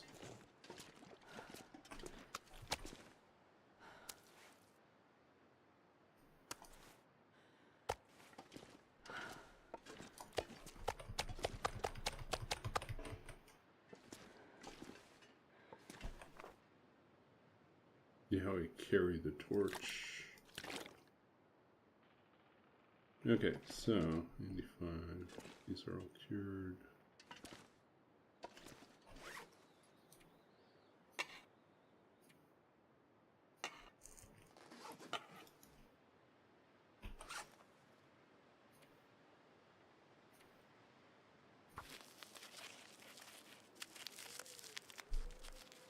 The old brick road of torches is working.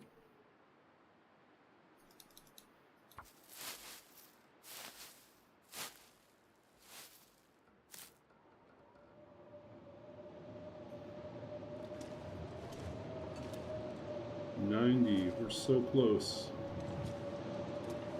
1, 2.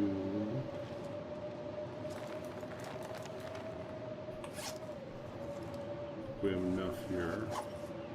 So I think in the next day we are going to go craft ourselves a rabbit hat.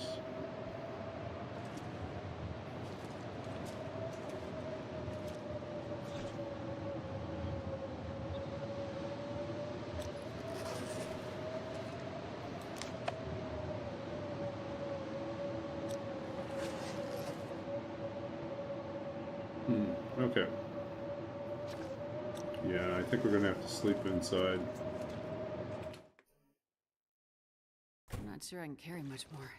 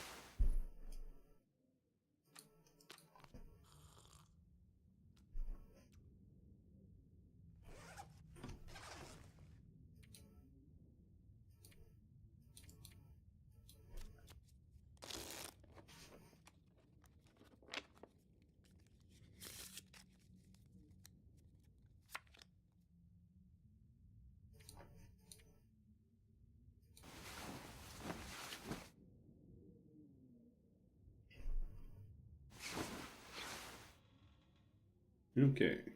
Here we go.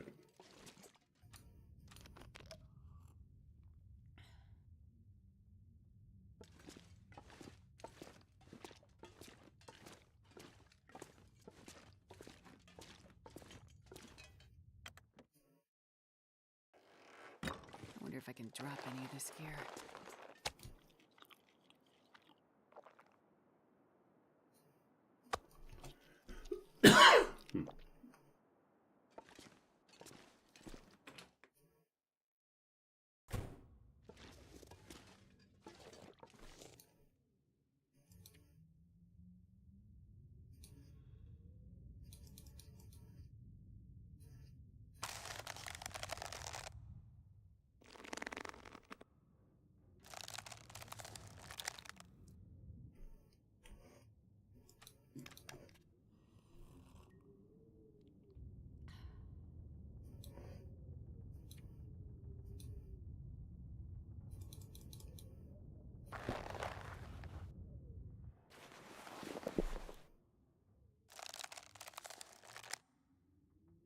Okay. Congratulations, Astrid. You have graduated to wearing a fancy hat. 97,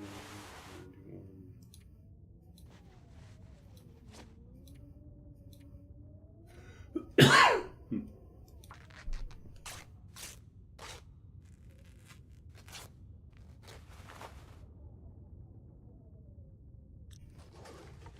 Big improvement.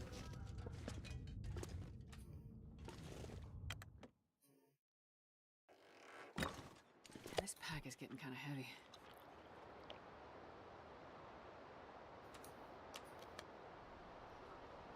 Okay, so next time I think we do one last forge and make a bunch of oops,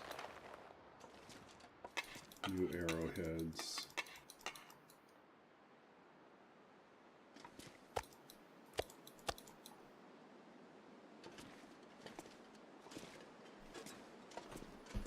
How far did we make it? We made it to day 58.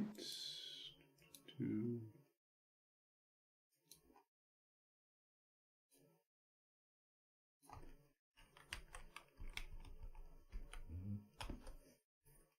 What have we killed? I think more rabbits and a deer. 1 deer, 5 rabbits.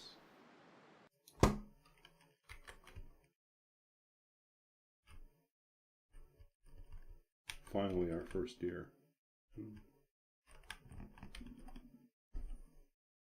Okay.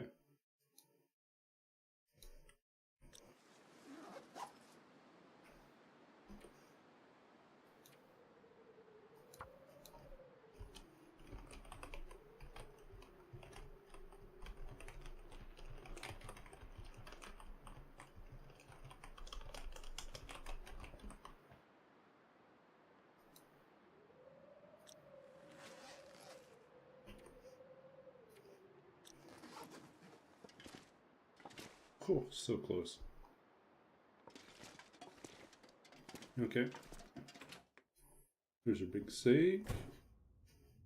It is now saved. Okay, so that was us, day 58. We are going to pick this up possibly tomorrow night, maybe Sunday. We'll see which one it works out. Thanks for hanging out with me. We're going to read, as is our custom, we're going to finish up by reading a poem. Let's see what we get. Include. Okay, we'll do that. This is from my second book of poetry, Babbage's Dream, published by Sundress Publications in 2017. And this is a poem. It was part of a series of poems inspired by programming terms. Include, which is a directive to the compiler to insert the contents of an external file or code library at this location. Include, call and will appear, a strange assembly of characters gathered in the library space like ghosts, or round a makeshift table formed of a door, a sawhorse, and 2 filing cabinets laid prone on the floor. Each of us in a class of our own, our names and histories kept to ourselves as if to preserve a little corner away from the stern gaze of those who plod the aisles, worrying their ways back to distant desks in offices with views of the city we scarcely know. Our lives spent instead engaged in the work of the mind, the transcribing of one logic into another. We are refugees of sorts, castaways who wash up unexpectedly on the same shore, our new world nothing more than the cobbling together of the remains of others, warehouses filled with empty bookcases, stained whiteboards, vending machines, the dull hum of the air conditioning fans whirring their lullabies overhead. All around us, cast-off machines, broken keyboards and mice, a cornucopia of wires, and the low swinging bulbs that in the dark seem to form a constellation of tiny, nameless stars. How they hang there above our head, faltering, holding on, everything waiting for some final revelation to make itself useful, to give itself a place to go after the power goes out, after there is nothing left to burn within. In the halls, marshaled in the gallery of the disconnected and unstable, every heart that we pass is as inextinguishable and unknowable as our own. That was Include.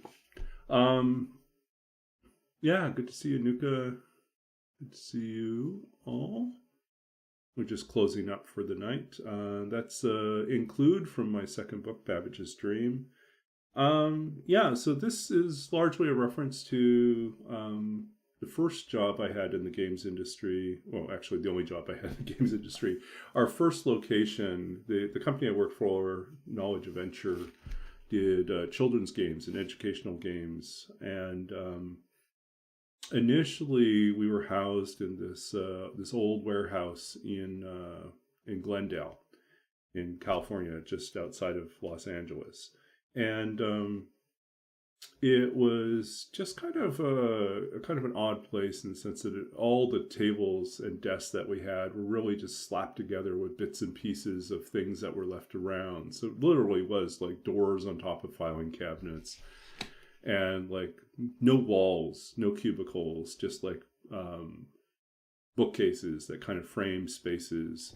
And that was how it was initially. And then our company got bought out by a holding company that then sold it to another company, which was a huge mega corporation. and they relocated us to another location, which was like a much fancier building with it was a nice building, and the equipment, cubicles, everything was all top grade. It was all post.com. Something had, .com company had paid all this money, invested in their space, and then went belly up. And so our parent company had acquired like these floors for, significant discount because we were willing to take over a number of floors. And yeah, so that was kind of, but initially it was this very makeshift world. And, Include kind of revolves around this idea of the fact that, we're all pulled together. And when you scratch the surface, all the superficial similarities of us as programmers in this company, fail to represent all the complexity underneath. And that each of us really are just arriving at the company in a way like refugees. Like we're desperate to make a new start. We're trying to make a life for ourselves in a new place. And there's so much that we don't know. There's like a language, a culture that we have to become accustomed to. And I do remember those hallways filled with like all this cast off, keyboards, broken machinery, all lining the hallways, and walking through that, when later on, years later after I was, left that position and started over, and was pursuing graduate work, doing creative writing, I thought back on those times and I thought like how interesting it was that we could move through like those spaces, and they were literally filled with these disconnected and unstable things. But I mean, that was also us. We're all kind of disconnected and unstable people, working at this company. And yet somehow there's a part of us that tries to remain, alive and human. And this became especially true like later on when we were part of this mega corporation, because then that sense of humanity and individuality was really not something they wanted. They kind of tried to, not kind of, they did. They definitely tried to erase our humanity in the large company. The parent company really wanted to treat us as cogs in a machine, and they didn't want to think about us as human beings. So, but yeah, so that's Include. But yeah, so we're going to wrap up here. We'll find someone to raid. I am tired, and I will have to be up somewhat early tomorrow morning. So we're just going to try to make certain that we bring the party over to someone else that is also playing TLD. Looks like there's a number of people up. Let's see.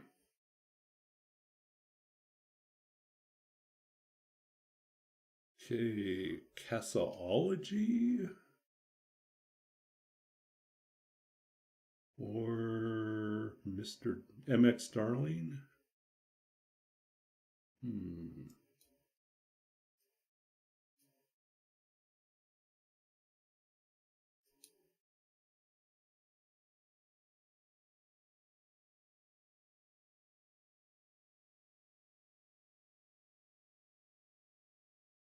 Let's see.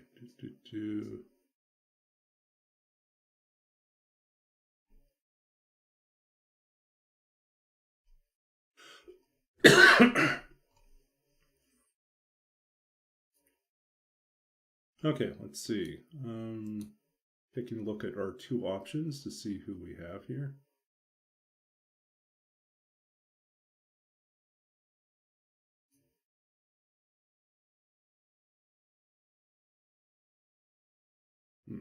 Okay. I think we'll try this Castleology. Yeah. Seems like a fairly new streamer. 52 followers. Yeah.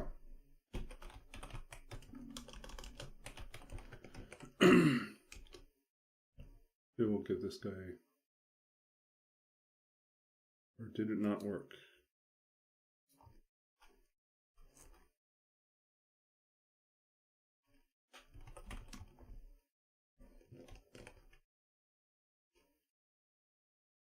Rating's not working. Great.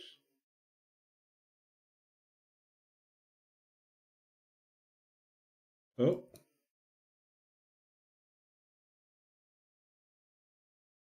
Okay, Games and Cookies is up. Let's try to raid them.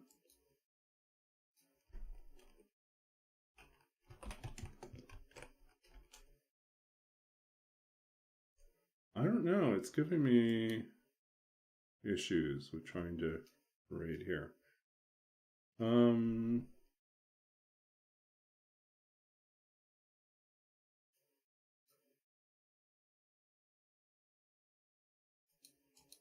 Okay, hold on a second. Let's see if we can get this working.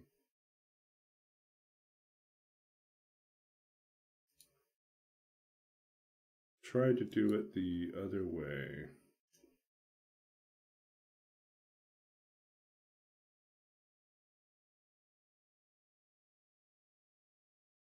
Let's see if they'll let us raid.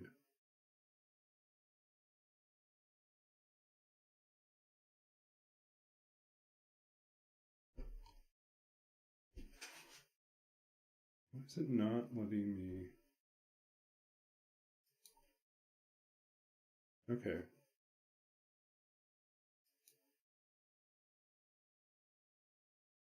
Okay, it's letting us get this raid going here. Okay, so we're going to go over and raid Games and Cookies, who's just starting up their stream. So hopefully, hopefully we join them as they go online. Thank you all for hanging out with me tonight. I appreciate it, and I'll be back again soon, either tomorrow night or Sunday night.